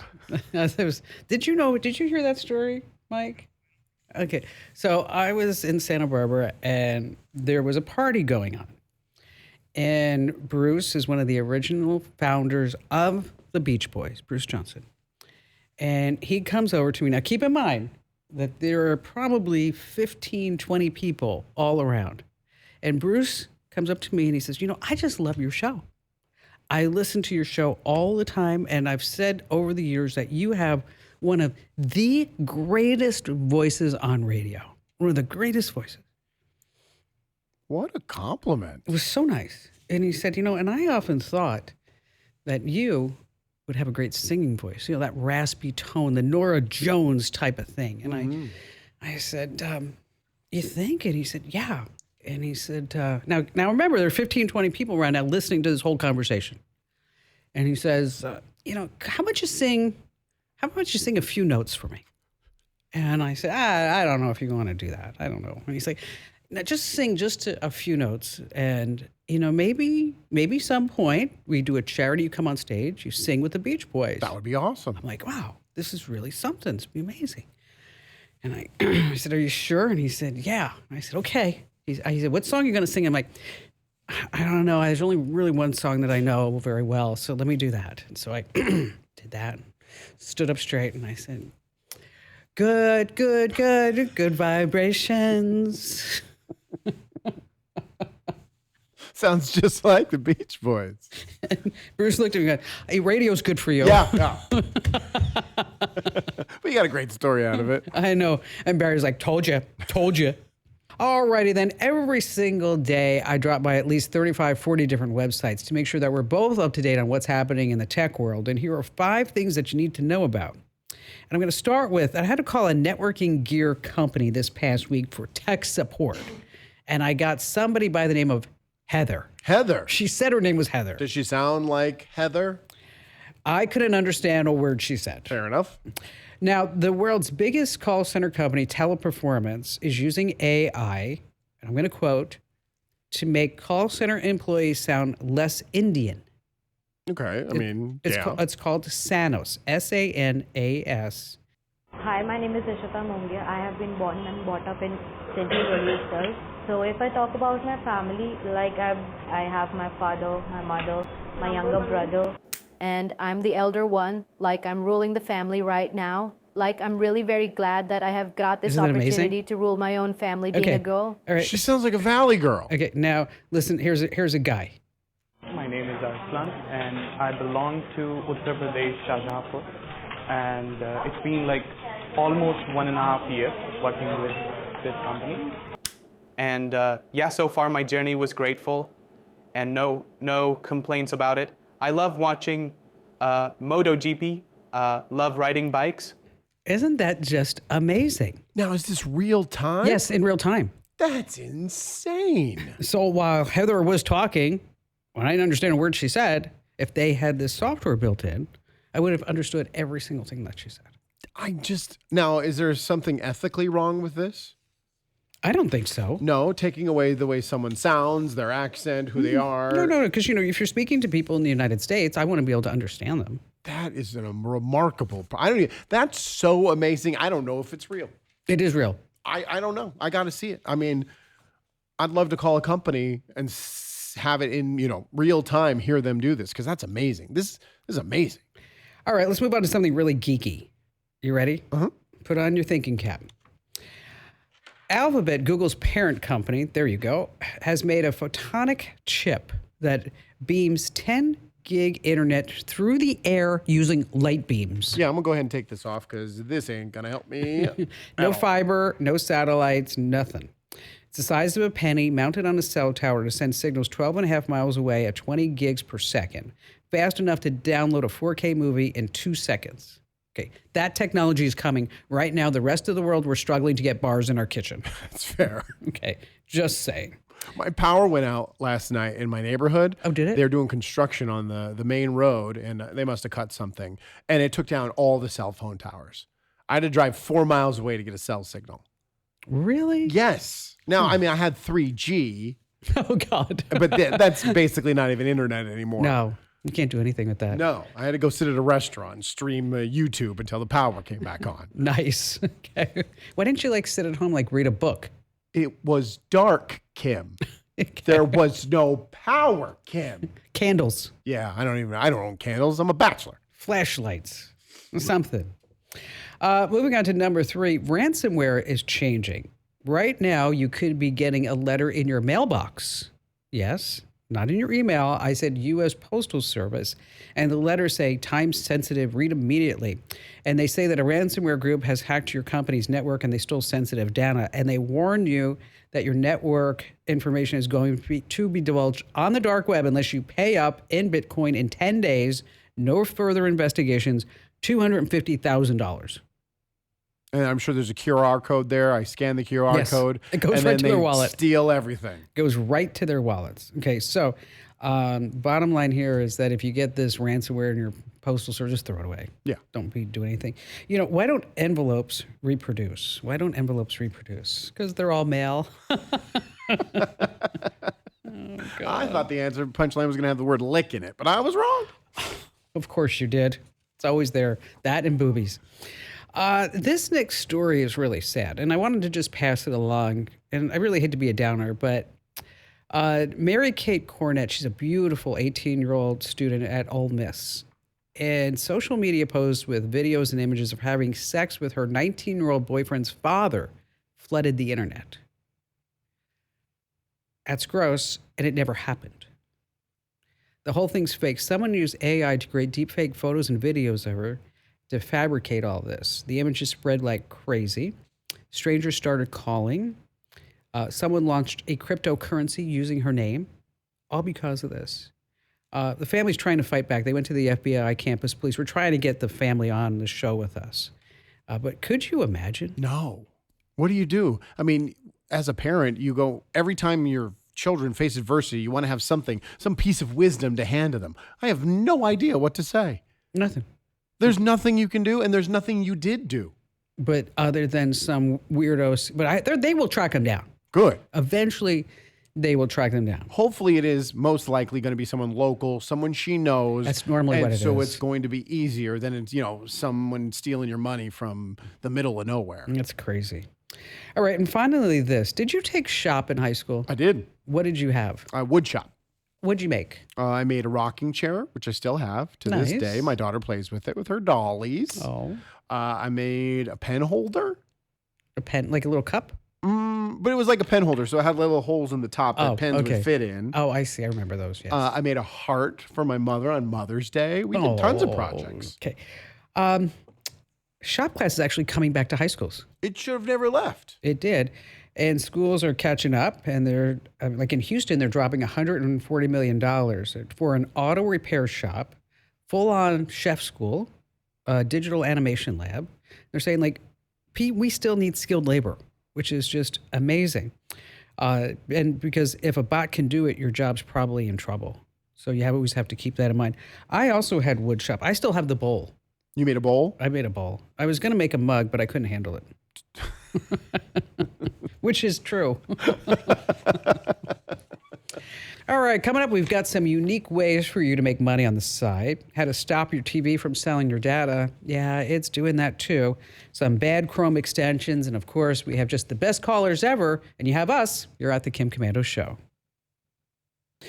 Michael in Houston, Texas, glad to have you on board with us. I see 2 words, airplane crash. Hi, Kim. It's great to be speaking with the legend. Well, thank you. Thank you. What's Well, I read the Current this week, back on Tuesday, and you led off with a 911 story to say that basically any phone will dial a 911 tower.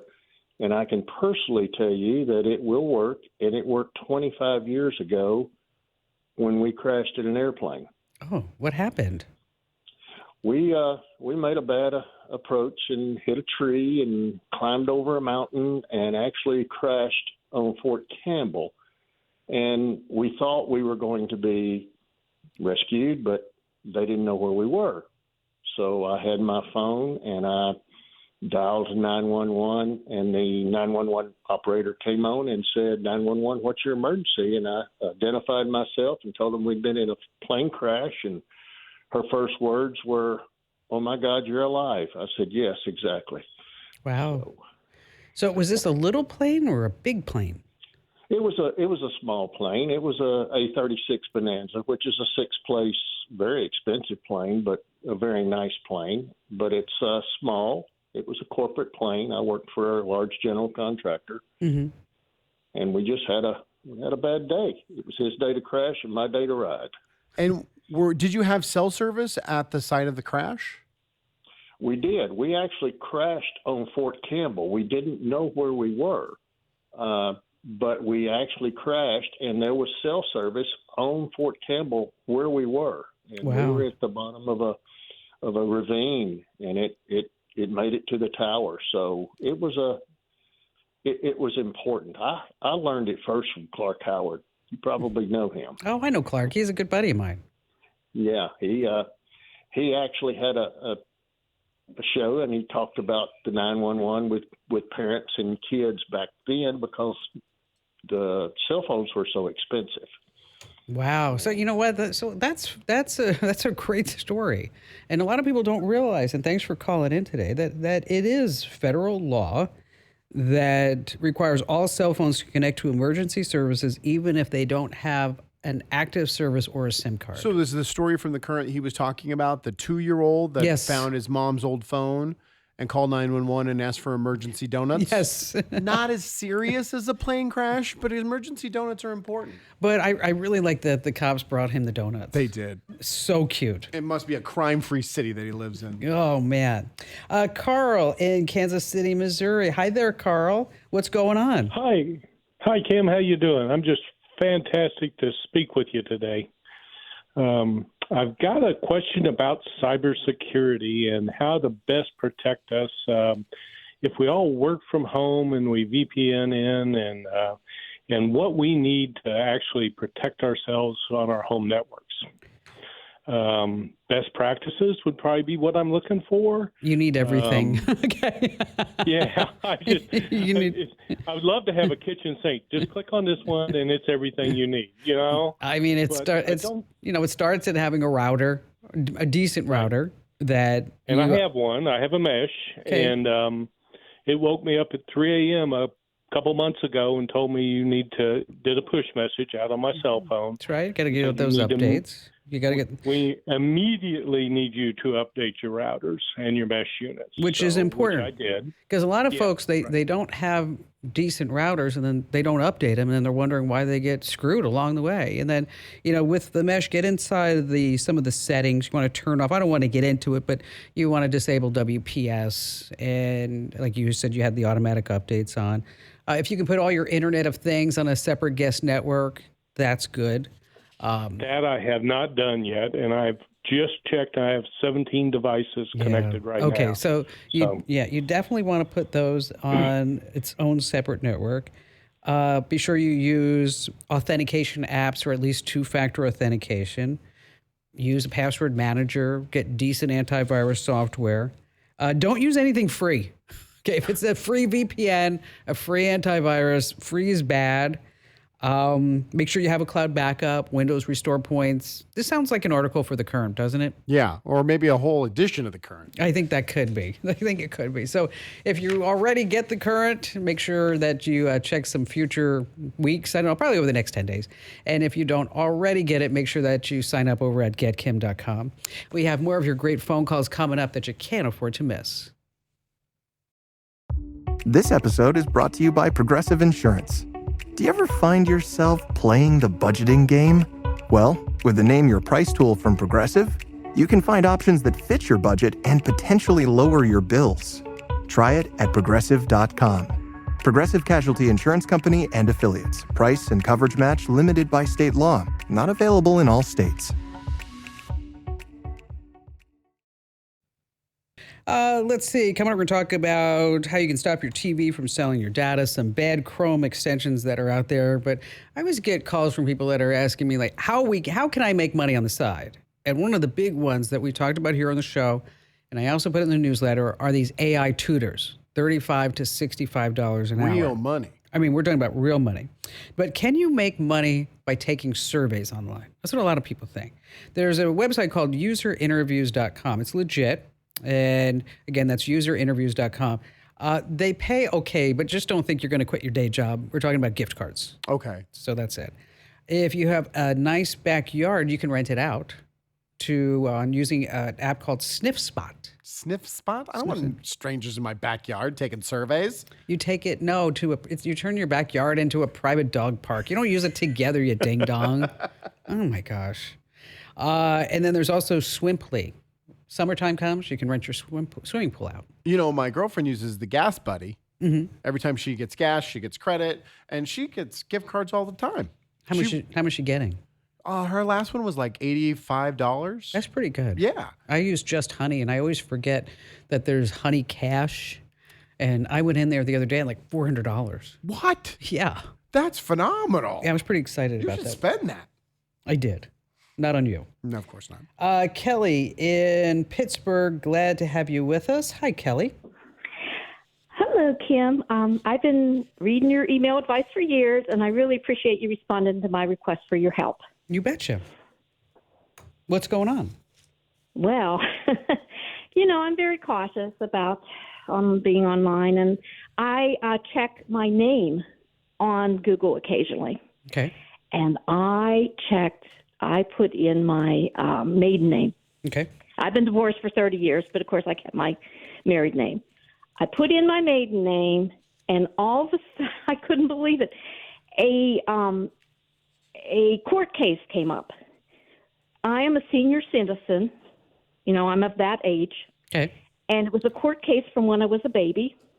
It says my name, of course. That's how I found it. Mm-hmm. And it's about a custody case between my mother. She was appealing a custody case between my mother and her ex-husband. And my father was, of course, involved because, she had married him. I was a baby at the time. And it goes into some very unpleasant like what? What does it go into? Descriptions of what happened during this custody case. It's very unflattering. Okay. Was said. Of course, nothing about me. I was a baby. Right. Okay. But it was very unpleasant. I felt like I got punched in the stomach when I read it. I was like, oh my goodness. So I don't know how this happened. Now, I do. Now, did you look up know my all name this was? occasionally. Did you know already that this had happened? I do know that it happened, and I knew that this. I know that it's not. I know that the facts are correct, and I know that there was a what would you call it? A piece of paper. I knew that on our home there was a copy of this, whatever you want to call it, trial Sure. case in our home. Now, it never occurred to me as a child or as a teenager to actually literally read it. I've never read it, but I know that everything that was said in there is correct. So it's not a false. It's nothing phony in there. It's correct. It's But true. was the gut punch because it was online, or was the gut punch what you were reading on the document? Well, it's okay. So my mother experienced a great deal of pain that she lost her children in a child custody battle. And when you're a child and your mother's in a lot of pain, you experience that pain. Mm-hmm. So it was like re-experiencing that pain. Sure. Okay. Plus, also the exposure that now anybody who knows who is a member of my family or grew up with me in school, anyone that knows my maiden name can just go online and look at this nasty custody battle. Of course, it's not a reflection on my character. No. But it's a reflection on my mother and father's character. What if I wanted, even though I'm a senior citizen and I'm divorced, what if I wanted to go on a date? Now, anybody that would be interested in me is going to look me up online. I mean, that's just the facts of life. For sure. When it's many people. Yeah. I mean, if I had an intimate friendship with anyone, I have no problem discussing these things. But I don't want strangers or people that don't know me very well looking at this. That's not fair to me. No, it's horrible. Really, It's It is horrible. But it's public record, right? I mean, that's what she's facing, is that they're just public record that is being posted online. But how did it get there? I mean, I look every once in a while, and it wasn't there ever in the past for all these years. What kind of site I'm was a senior it? Where citizen. What kind it of? wasn't there what when kind I was in my 20s. Wasn't there in my 30s. Wasn't there in my 40s. Wasn't there in my 50s. How did it just boom, boom? Okay, pop up? what kind of site was it? Okay, well, I had there's two sites. It's on Thomson Reuters, Okay. casetext.com, and it's on the. Okay, well, we don't know. Small Okay, d. I don't. No. I don't want you to give out the site. Okay, I don't the exact site names, the .coms, because somebody's going to type it in, Right. and they're going to miss a letter, and they're going to end up at some porn site. These sound like aggregators that take Yes. all these public files and then find keywords in them so that they can aggregate them and get search results. So what I would do is I would write them a polite note mentioning privacy concerns, that the case contains sensitive family information. I understand. Now, my name is not the same as my name when I was. Oh, I understand that. I understand So that. I have to tell them that's a boatload of information. to No, tell it's them. not. It's just a couple not? it's a couple paragraphs. That's all. So I have to tell them my maiden name. I have to tell them my Yep. name now. You don't have to tell them your name now. No, Just you say don't do this was that. my maiden name. This article is on there. Okay, This is don't how it tell them my connects to name me. now. Yeah, and then this is because less information you tell them at this point. But there are always ways that you can request removal of your personal information from these sites. Now, will they do it? It's up to them. But if you use the right information, as I mentioned, privacy concerns, sensitive family information, and again, privacy. Those are the terms that you want to use. Now, you may be able to get it if it is through a Google search. Google just made it easier for you to remove content off of these various websites that may contain personal information. So what you want to do is go to, I think it's called Google Content Removal. Just search that, Google Content Removal. But most of the time for them, they're looking for a phone number, they're looking for a home address, something along those lines. But you do have the opportunity to put a box there. They do give you a box where you can explain exactly what may be going on. And then, of course, Incogni. Yeah. I mean, Incogni, that are sponsors of the show, they take you off of all these data broker sites, people search. I don't know if it's going to go into this type of information, especially with your maiden name. But gosh, there's just so much information out there. Just nutso. She said she was in her 60s, and this is a court case from when she was a baby. And it's going to sit there now, and it's going to be there in 200 years. It will be there. And that's the sad part. That's the sad part. All righty then. Let's talk about TVs. I don't know if you know this, but TV makers make more money selling the data that they collect when you watch the TV than they actually make when you're selling TVs. Can I tell you a quick story about this? Yes. I got a brand new TV. It was on super sale, so I bought it. It's a 100-inch Hisense TV. Okay. And they brought it in and they, installed it for me. And they're like, hey, what's your password? Because we want to get on the Wi-Fi network. I'm like, you don't need to do that because I have an Xbox and all my entertainment goes through my Xbox, so I don't need to connect the TV. The pushback I got What'd they from say? these installers, no, we got to get it online. We have to see this box on our form. It says here we have to make sure this television online before we can leave. You don't have to do anything. Just let us connect it. I would not. I refused. So do you find features are missing because you didn't put it online? Absolutely not, because all I need, it's basically a monitor, because all I'm doing is going through one input with the Xbox, which is doing all the work. Right. So you don't necessarily have to have... It was seriously a good 5-minute argument because they wanted to get that thing on the Wi-Fi network. Well, because they're using something called ACR. Of course, there's always something like an acronym. Right. It's like, oh, well, I'm going to get to ACR. I want ACR. Don't you want ACR? Honey, the neighbors got ACR. We need ACR. Automatic content recognition. That's what it is. And they say that all this data gets fed in, and that's why they know exactly what you're watching, and then they can predict. And so to turn it off, you have to get into the TV settings, and there may be some options that say, do not sell my information. And then you want to turn up voice control features, because guess what? If you have voice control on, they're analyzing the conversations around you too. Isn't that just something? Who would have ever thought?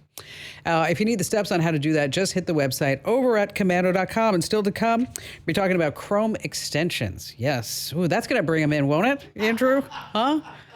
This is almost as good as your battery update. I mean, coming up, I know. People are going to be sitting there. They're going to be, you laugh, but people are going to be, they're like, honey, I can't get out of the car right now. Why? Because Kim's going to be talking about Chrome extensions. Who's Kim and what's a Chrome extension?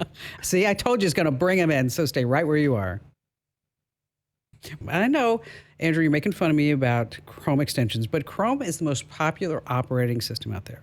So many people download extensions, and there are just bad ones. Well, how are they bad? Like security-wise? They are really malware, and they're stealing your data. Okay. So that's bad. Like ad block for Chrome, super dark mode, blip shot, page refresh. 3 million people have them installed right now. So bottom line here is that you want to look at these extensions, and we have a list of the bad ones over at Komando.com.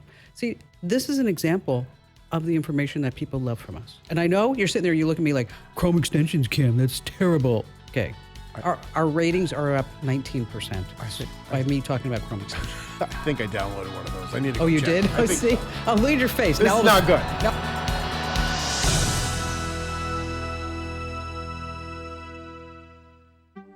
Thanks for listening to the Kim Komando Show. Here's Hour 4. This is such a great story. I don't know if you heard about it, but a 2-year-old in Oklahoma dialed 911 for an emergency donut delivery. That's right. Here, take a listen. Hello? Donuts. I want donuts. Donuts. Can you tell me what kind of donuts you have? Do you have blueberry donuts? An emergency? So he had a 911 emergency donut. Okay. But here's the deal. The dispatcher totally went along with it. The officers showed up with Dunkin' Donut treats. Isn't that amazing? Now, here's the reminder that most old cell phones, even if there's no plan, they can actually call 911. It's a federal law. Which reminds me, I found a store that only sells bagels and donuts. It's called Whole Foods. Oh, that one hurt even me. Hey, listen, you're about ready to get more tech ahead because after all, if you're not, you're going to be tech left behind in the digital dust. And that's my job. I'm Kim Komando, of course, America's beloved digital goddess. And you just tapped into the biggest show, the best show, the most trusted show about all things digital. And you can find my award-winning show on over 420 top stations across the United States. And we're streaming in your favorite radio app. Just search for my last name, Komando.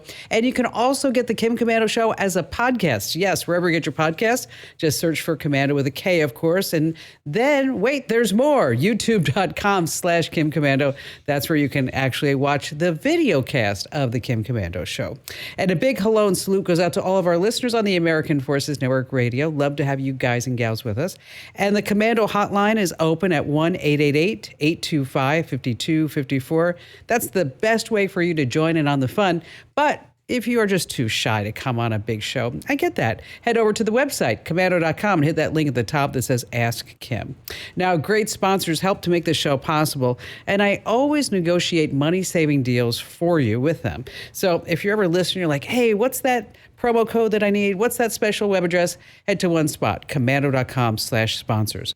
Every single day, it doesn't matter what day of the week it is, a national holiday or whatever, I go to at least 40 different sites to make sure I know exactly what's happening in the tech world. And here are 5 things that you need to know about right now. And we're going to start with Netflix. You know, people cancel their Netflix subscriptions all the time. And get this, Netflix, they don't care. Why? Because they know that you will be back. You know, over at Apple TV Plus, Disney Plus, Hulu, Max, Google, I mean, all the rest of them, they do care. Most times when they lose a subscriber, they actually stay gone. But over at Netflix, when you cancel, I thought this was insanely interesting. Research shows that 50% of the time, you're gonna be back within 6 months, maybe even less. Give it a whole year, and 2/3 are back again. Isn't that something? You see, for every streamer, there's something called churn rate, and that's when the number of subscribers who are quitting. And here again, for Netflix, the huge subscriber base that they have, the churn rate is only 2%. So if you can't find anything on Netflix, you're like, oh, I'm going to get them, I'm going to cancel. They don't care. They just know that you'll be back. Moving on to number 2, there's been a long-running problem with Google product reviews. I mean, you can't really trust them. Too many times, a product reviewer has accepted money or maybe even something else. But Google has made a big change, and it's not just hurting the dishonest reviewers that are out there. You see, Google product reviews are now posted right next to the product in a Google search. What this means is you don't have to go to another website to actually read it. So for some very big companies like the Forbes Advisor, let's say CNN's underscored, Forbes vetted, it's the end of these businesses because they relied on Google in order to get the traffic, in order to get people to buy things, in order to get advertisers. You see where it goes. So here's the bottom line. I've said this for so many years. If you don't innovate, you will evaporate. You have to constantly be thinking ahead in your business. Moving on to number 3, speaking of a business, this business isn't for everyone, but so often here on The Big Show, people will say, hey, Kim, what can I do to make some money? I got laid off. AI is taking over my job. Well, I want you to imagine all the items that Amazon sells each and every day. Now, think about all the thousands of returns that Amazon gets back each and every day. The customer didn't like it. It arrived too late. It was the wrong color, wrong size, wrong for them, whatever it is. And Amazon will gladly take the products back. But they don't resell them except to special customers who signed up to buy returned merchandise. So you can select clothing, auto parts, accessories, consumer electronics, whatever, and then you can resell them for a profit on websites like Direct Liquidation, Blue Lots, B-Stock, Blue Fox. Let me tell you, I read a story where a woman's making about $15,000 a month selling Amazon returns. Something for you to think about. Moving on to number 4, look at your iPhone. Hasn't really changed much last couple of years, right? Every time I get a new iPhone, I'm like, did I just waste $1,000? Yeah, you did. Since the iPhone hasn't really changed much, say 18 years ago, it's gotten bigger, thinner, smaller, faster, lighter, better microphones, more cameras, but the basic design, that rectangular screen with colorful icons, looks the same, really, since 2007. So after all the false starts by LG and the embarrassing failures by Samsung, Apple says that they are finally ready to introduce a folding phone where you open it, you will see a huge 12-inch screen. Could you imagine? So look for the folding iPhone maybe later this year. And by the way, if you see the Apple Vision Pros on clearance, there's a reason for that. It's dead. Do not buy it. And finally, this coming in at number 5. When's the last time you went to Disneyland or Disney World? Yes, it's a small world after all. But Disney's new AI is going to be closely watching your moods What? Did you say moods, Kim Commando? Yes, I did. You see, for decades and decades, Disney has used focus groups to figure out customer satisfaction with the various rides, the food, the merchandise, and overall enjoyment. But now Disney is quietly installing elaborate AI surveillance cameras to see if you're smiling in Disneyland or Disney World, if you're not happy, if you're just disgusted. I mean, it's supposed to be, right, the happiest place on earth. So you might be wondering, oh, is this an invasion of my privacy? What are they doing with all this data? No, you're standing in the middle of the world's most famous amusement park, so it's not. So never go to Disneyland. Here's a little PSA. Never, ever go to Disneyland with anyone you wouldn't admit under oath who was with you. Speaking of, bad joke coming time. You ready? Did you hear that Disney Plus is making a crossover between Star Wars and Back to the Future, where the time machine is half car and half person? Did you hear about this? It's called the Mandalorian. Oh, yes, that hurt even me. All right, coming up, let me tell you, this show's so jam-packed. We're going to talk about how you can add your pet to a free nationwide alert network, how your cheap clothes may be causing you cancer. Yikes. And they were closing on their dream home until scammers stepped in. You don't want to miss that. And of course, we have just the best callers ever. And you have me, Kim Commando. So I got a DM from one of our readers of the current newsletter. That's my newsletter. And she said, Kim, her name was Deborah Lawson, by the way. She said, you shouldn't be saying that you have a 2% negative rating. That sounds bad. You should say that you have a 98% positive rating. Well, thank you, Deborah. You're right. That's right. The current newsletter has a 98% positive rating. Now, if you don't already get my newsletter, I want you to go to winfromkim.com, because not only will you get subscribed to my newsletter, but you also get an automatic entry to win a brand new iPhone 16 Pro, a $999 value. No purchase required. Go to winfromkim.com. All right, let's get started already with Perry in Denver, Colorado. Hi, Perry. Hi there, Kim. How you today? I am fantastic, sir. What's going on? You're always fantastic. I've been listening to you forever. Well, it's my glass is always half full. It is. It drives. You know what? It drives people around me crazy. My son actually said to me not too long ago. He's like, "How come you're always happy every single day? I mean, how come?" And I'm like, "Why not? I'm alive. God is great, and I'm here. And I'm doing what I love. Yeah. What more?" You've got a good life, that's for sure, and you share it. That's what's very interesting. So what's going on? I have to tell you this though, Kim. I've observed something about you. Uh-oh. You are living proof that nerd humor is wordplay. That's true. That is. It is. Well, of course, you get the newsletter, so you know that, because I'm able to integrate that. I worked at Microsoft for 8 years, Dell for 2 years. I have a bachelor's degree in computer science, and I worked at IT college for a couple of years. So I've been around it for a while. Yeah, it's changing like crazy right now. So how can I help you, Perry? Well, you gave us a tip the other day I thought was pretty interesting with wrapping the car key fob in tinfoil. Mm-hmm. Because people are picking up the signals, and they do have all these gadgets that can read that kind of stuff. And I used to do electronics and radar when I was in the Navy, so I understand all about the various frequencies and stuff. So I'm just curious, does the same issue apply to the garage door opener clickers? Well, you know what? That's a really good question. Just for everybody who unfortunately do not get my free newsletter, as I was talking about how thieves are now buying these inexpensive scanners on eBay and other places where they can duplicate your key fob signal from inside your house and effectively just open your car and drive away. And so if you live in a highly dense area and you think that might be a possibility, is that you can do a couple of things. You can wrap your key fob in aluminum foil. You can also just take a box and wrap that in aluminum foil and then put your keys on the inside. Some people actually are putting their keys in the refrigerator. Okay. I don't recommend you putting them in the microwave because you never know what might happen there. But when we start talking about garage doors, modern garage doors, they have some built-in technology called rolling codes. You know about rolling codes. And that changes the code each and every time that the remote control is used.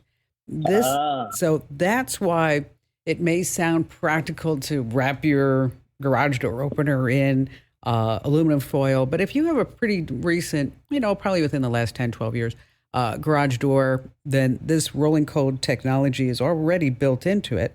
And what that means is that you don't really have to worry about somebody duplicating that RF signal and then opening that garage door and coming into the house and, stealing stuff, whatever it may be. But if you do have a key fob, like I said, you live in like an apartment complex where there's a whole bunch of folks and there's a really close distance between where you drop your keys and where your car is, just go ahead and just line a box.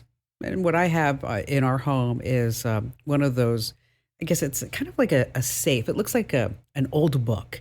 And then I just line the inside of that with tin foil and then just drop the keys in there so that this way nobody can duplicate that signal and then drive away with a car. Perry, thank you for your call today. All righty then, Tori in El Paso, Texas. Hi, glad to have you with us. Hi, Kim. Thanks so much for taking my call. I'm a long-time listener, but a first-time caller. Yay, I'll be nice.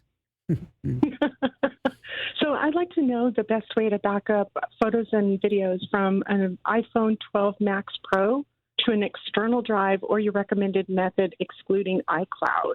Why don't you want to use the cloud?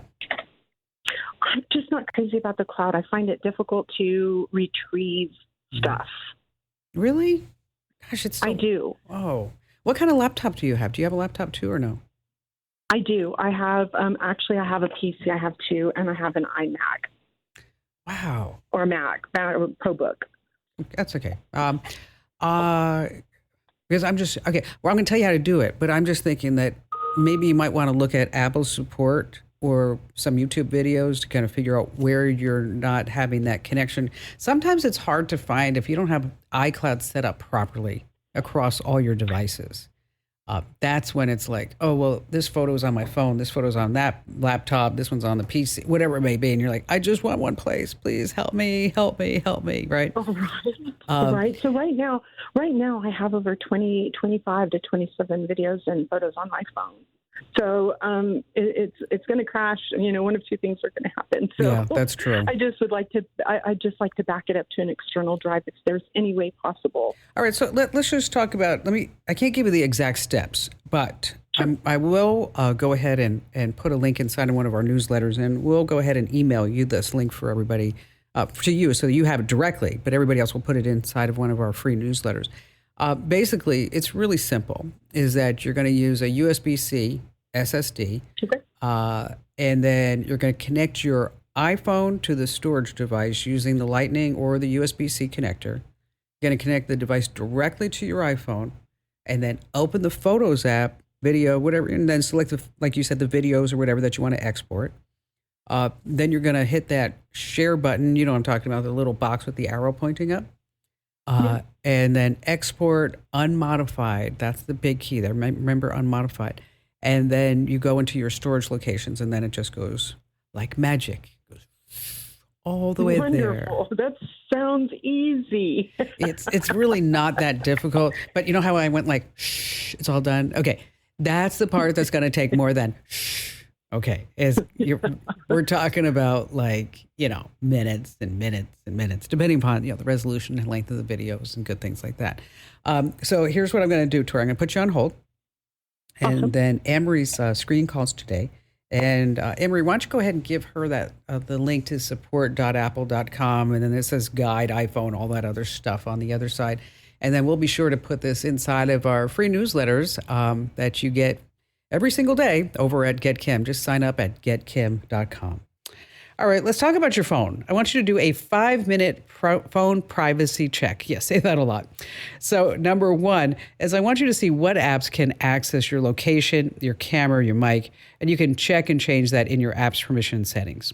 Next, I want you to make sure that your phone's really locked up. Whether you use a PIN, fingerprint, facial ID. Just make sure that it's turned on, and also set your phone to lock automatically when you're not using it. And you also want to stop unwanted file transfers. This is when your phone lets you share things like photos easily with others. But here's the thing. Strangers and scammers can try to send you stuff too. So head into your sharing settings and limit who can send you files. That's it. It's quick and painless, all done under 5 minutes. And now you can say, my phone is privacy secure. All right, coming up, we're going to talk about how cheap clothes could be causing cancer. And then later on, just a sad story, a couple was closing on their dream home and then they got scammed out of hundreds and hundreds of thousands of dollars. Yikes. Now, before we get to that and more of your phone calls, imagine that you're out for a walk with your dog, Abby or Bella. He or she gets startled, slips out of the collar, and then runs off. Now, of course, you're a good pet mom or dad, so you have your pet microchipped. Of course you do. But for extra peace of mind, there's something called the Free Fido Alert Network. It's kind of like an Amber Alert for pets. Here's how it works. You head to FidoAlert.com, register your pet, and then your furry friend gets a unique ID number, and then you get a free ID tag with their name, the FidoAlert.com website, and also a QR code. So, in the unlikely event that your pet goes missing, you can send a text or an email to alert everyone on the Fido Alert network within a mile of where they were last seen. So if someone finds your pet, they scan the QR code on the ID tag to get your contact information, and then you're notified automatically. That's FidoAlert.com. All right, let's see who's up next. Regina in Las Vegas, welcome. Hi, Kim. How are you? I'm terrific. What's happening? Well, I'm just calling you because I need a little bit of your advice.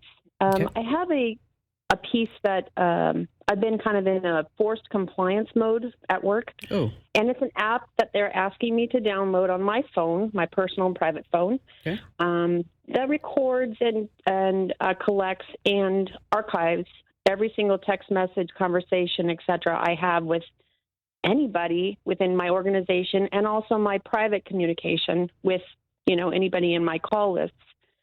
And I'm not happy. I don't blame you. I would not want my employer to see all my personal text messages and my contacts and what I do and probably where I go. That seems pretty creepy and wrong to me. Yes. So that's why it's called telemessage. And I did some, deep diving rabbit hole research, as you would say. And I wanted to know what your take on this was. What kind of business is this? Is it a healthcare? Because telemessage is really out there for enterprises in certain industries that want to keep track of, as you mentioned, messages, phone calls with clients, that sort of thing. It's a FINRA regulated company, so it's compliance by FINRA. I see. Okay. All right. They may need to put something like this on your phone in order to be in compliance. You know how that whole money train goes downhill, right? Correct. This is my concern. And so what kind of phone do you have? I have an Android. Okay. A couple of ways that you can fix this. Number one, you can get a new job, right? Okay. That would be, I'm just throwing it out there. I mean, maybe you don't want to do that. You can get a separate device, which is always a pain in the neck because who wants to carry around two phones, right? I mean, that's not any good. What you can do on an Android, though, is you could set up a work profile. And I'm not sure if telemessage would work in a restricted environment like that. But when you set, it's kind of like you set up like, this is my, on your one phone, you'll have like, this is my personal phone and this is my work phone. And almost like a virtual machine type of thing. And so whenever you get a notification on that work profile, that you fire up that work profile, and then you can, and when you're working during the day, you're doing text messages or calling or emailing or whatever you're doing, is that everything's being tracked in that app. And then when it comes time for you to, let's just face it, buy stuff on Amazon, okay? Talk to the kids, your significant other, whatever it may be. Play Wordle, is that you're going to use that on your personal profile. So I'm sure you have an IT person. Have you asked the IT people about this? They're not. They're just telling me, download this and do it. do what you're told. And it's not very friendly. And I haven't reached out to them because I'm not getting the friendly, warm and fuzzies. So I just thought I'd reach out to you, being the expert in this field, somebody outside my organization Sure. that would be able to really give me this, lowdown. Yeah, really, your options, Regina, are get a separate phone, and it doesn't have to be an expensive phone, right? Okay. Or you set up a work profile. That was the line I was thinking as well. Like I said, I just feel it's an invasion of my privacy. And, I have friends that are at work and they're telling me now I have to communicate with them on this app if I'm not at work. And I think that's just overstepping and overreaching, quite personally. And yeah, but there's some policy, something that is making them go down this road. I understand. I understand. I mean, I'd be like, this doesn't feel right to me. Amen. And the what it is, Regina, I mean, we don't have any privacy anymore as it is, right? Yeah. Okay. Yes, this is true. I mean, it's just everything's being tracked. And now it's like, well, there's always that separation of church and state. And this is where I think that we have to draw that line. And so, do you want me to send you the steps to set up a work profile? That would be awesome, because I think I'm going to have to I'm just going to have to take one of the two steps that you mentioned and just go with it. It reminds me of the store loyalty cards. When you go to the supermarket, and unless you give them a phone number or some information, you're going to pay more. And then when you check out, that the clerk looks at you and says, "Oh, you saved $72.12." And I always sit there, I'm like, well, that's because you jacked up the price, So this way I would give you my phone number. But, there have been those cases where there is a car accident and they pull up whatever the person purchased over the last 3 months and they say, you know what, maybe the car accident was because, you're an alcoholic. Look at everything that you've purchased, so. No, yeah. So I'm going to put you on hold, and Amber, if you will, send Regina the steps where it says setting up a work profile, so that this way we can at least point you in a direction. If you need any help afterwards, Regina, I'm always here for you.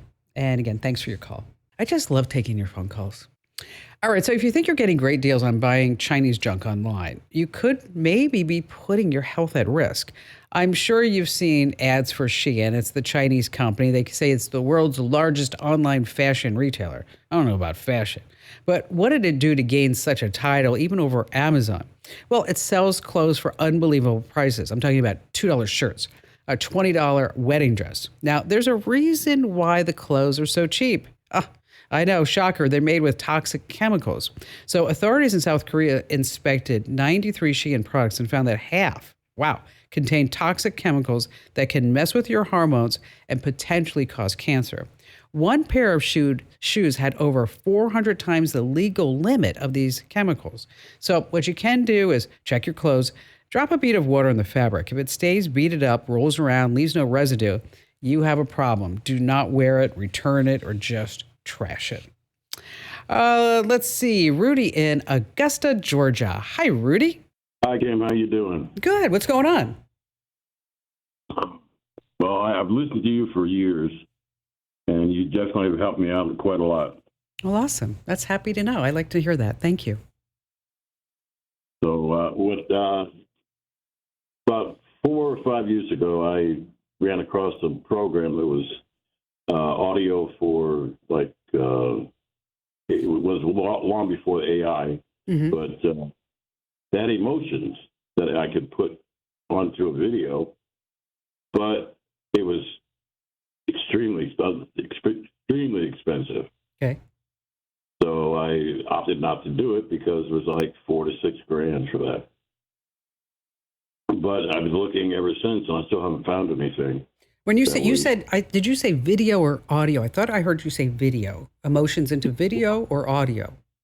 Well, I do both. Okay.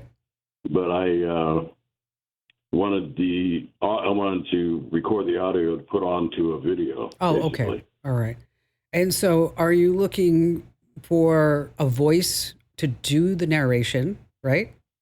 Correct. Okay. All right. Boy, I'll tell you, this is tough. I'll tell you, I've paid thousands of dollars already, thousands, just Wait, I should have gone on the corner and just gave it away to the homeless people. Okay. Because, and not just that, but I also spent my time trying to train AI for voices. And see, and using your voice versus somebody else's voice, I think it's better if it's not your voice versus somebody else's voice. Because I'll tell you, I canceled the contract because they charge you a monthly fee to do that. Because I thought, hey, think about this, Rudy. Wouldn't it be great if I could be sitting my butt in Maui and do a podcast or do a show? Whoa, yes. No, doesn't work. I tried one of our 60-second features. You'll get a kick out of this. One of our 60-second features, Digital Life Hack. And I was like, oh, this sounds so good. Nobody's going to know it's not a Kim Komando. It's the AI version of Kim Komando. So put it out there. And the gal who's in charge of WTOP in Washington, D.C. sends me a note and says, is this AI? Because I ain't playing it. I'm like, oh, ouch, ouch. So anyway, I'm done out of the AI Kim Komando business, just to let you know. I tried it once. But Amazon has something called Polly. They don't really talk about it very much. I have a friend of mine who is using it for audio narration for audiobooks. And we were talking about this. I was saying, like, I can't replicate my voice. And then he was explaining to me that replicating an existing voice versus an AI-generated voice to give it the tone, the inflection, and the emotions is a lot tougher than just starting with a computerized voice in the beginning. You know, when you start thinking about it, that makes sense. Okay? Absolutely. So Amazon Polly it's priced per million characters. I know, it sounds kind of strange, right?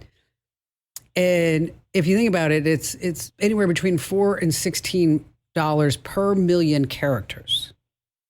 So I think reasonable. So it offers different voices. Depending upon what type of voice you want, you're going to spend a little bit more per million characters. Google has similar pay-as-you-go model. It's called Google Cloud Text-to-Speech. And then there's also Speechify. Now, I haven't looked at Speechify. I haven't looked at Google Cloud, but I have heard, like I said, my friend's audiobook that used Amazon Polly, excuse me. And it didn't sound like you and me, but if you didn't know, it's pretty darn close. Does it show emotion? Does it express emotion? Yes. That's what I'm looking for. Yes, you're going to pay a little bit more for that per million characters. But if you're looking for somebody to say, Rudy, you are the rudest person I've ever talked to on the air in my entire life. Or, Rudy, you're the man of my dreams. I love you. You can use that as your ringtone, by the way. I wish I was recording. There you go. So you got different options there. But, I would start with, I said, Amazon Polly. Again, you don't hear a lot about it, but from what I heard, it sounds pretty darn good. And let's see, Keith in Tampa, Florida. This looks like a great question. Hi, Keith. Well, hi, Kim. I'm a big fan of the show, and I appreciate everything you've shared through the years. Oh, appreciate you, too. Thank you, Keith. Yeah. What's going on?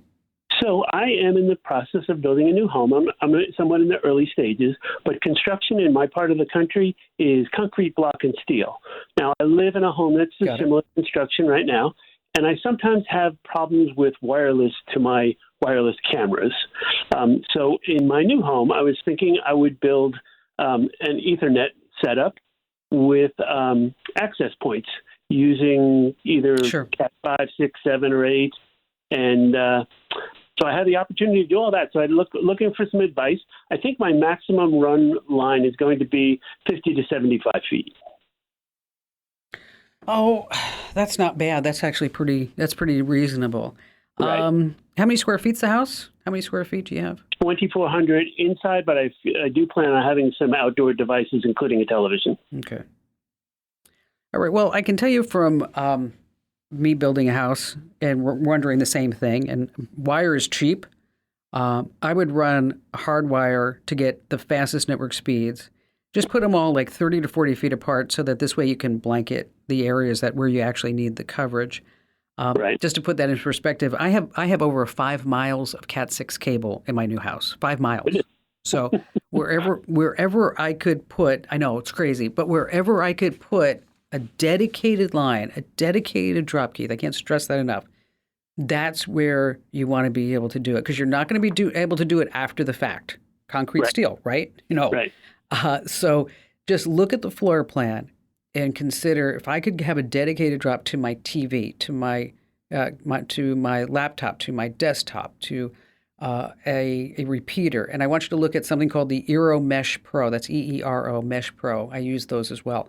An Eero Mesh Pro. And so that this way you can get those signals way out. If you have any questions about pulling this all together, just give me a call back, because I spent a lot of time doing this, Keith, and thank you for your call. More of the show's coming right up. All right, how about a bad Wi-Fi joke? All right, a man needs Wi-Fi at a local bar, and then he asks for the Wi-Fi password, and the bartender says, you need to buy a drink first. And the guy says, all right, fine, just give me a Diet Coke. Cost him $5. And then he says, okay, so what's the Wi-Fi password? And the bartender says, you need to buy a drink first, all lowercase and no spaces. I know. That one was actually pretty good. All right, still to come, a scam I need to warn you about here on the Kim Komando Show. All right, a couple of things I want to pass along. Number one, if you're not already getting my newsletter called The Current, 650,000 people do every single morning. It's a 5-minute read specifically designed to make sure that you're always tech ahead, and you're going to love it. I mean, a 98% review, everybody loves it, 98% of the folks who get it. Sign up over at getkim.com. Once again, that's getkim.com. All right, so this guy Cullen runs in Chicago and just days away from buying his first house. And the email comes in with the wiring instructions for his down payment. It looks all legit, name, address, the exact amount. He sends the money, it's gone. It's called a business email compromise. You see, scammers hack emails, pretend to be a title company, and then trick you into sending the money. And it's only getting worse. Last year, people lost over $3 billion to this type of fraud. Now, this guy was lucky. A fraud recovery service called Certify ID helped him get most of his money back. But always call the title company to confirm all those wiring instructions. And also another reminder, you can get the Kim Komando Show as a podcast. So wherever you get your podcast, take me with you. Just search for Komando. That's with a K, of course.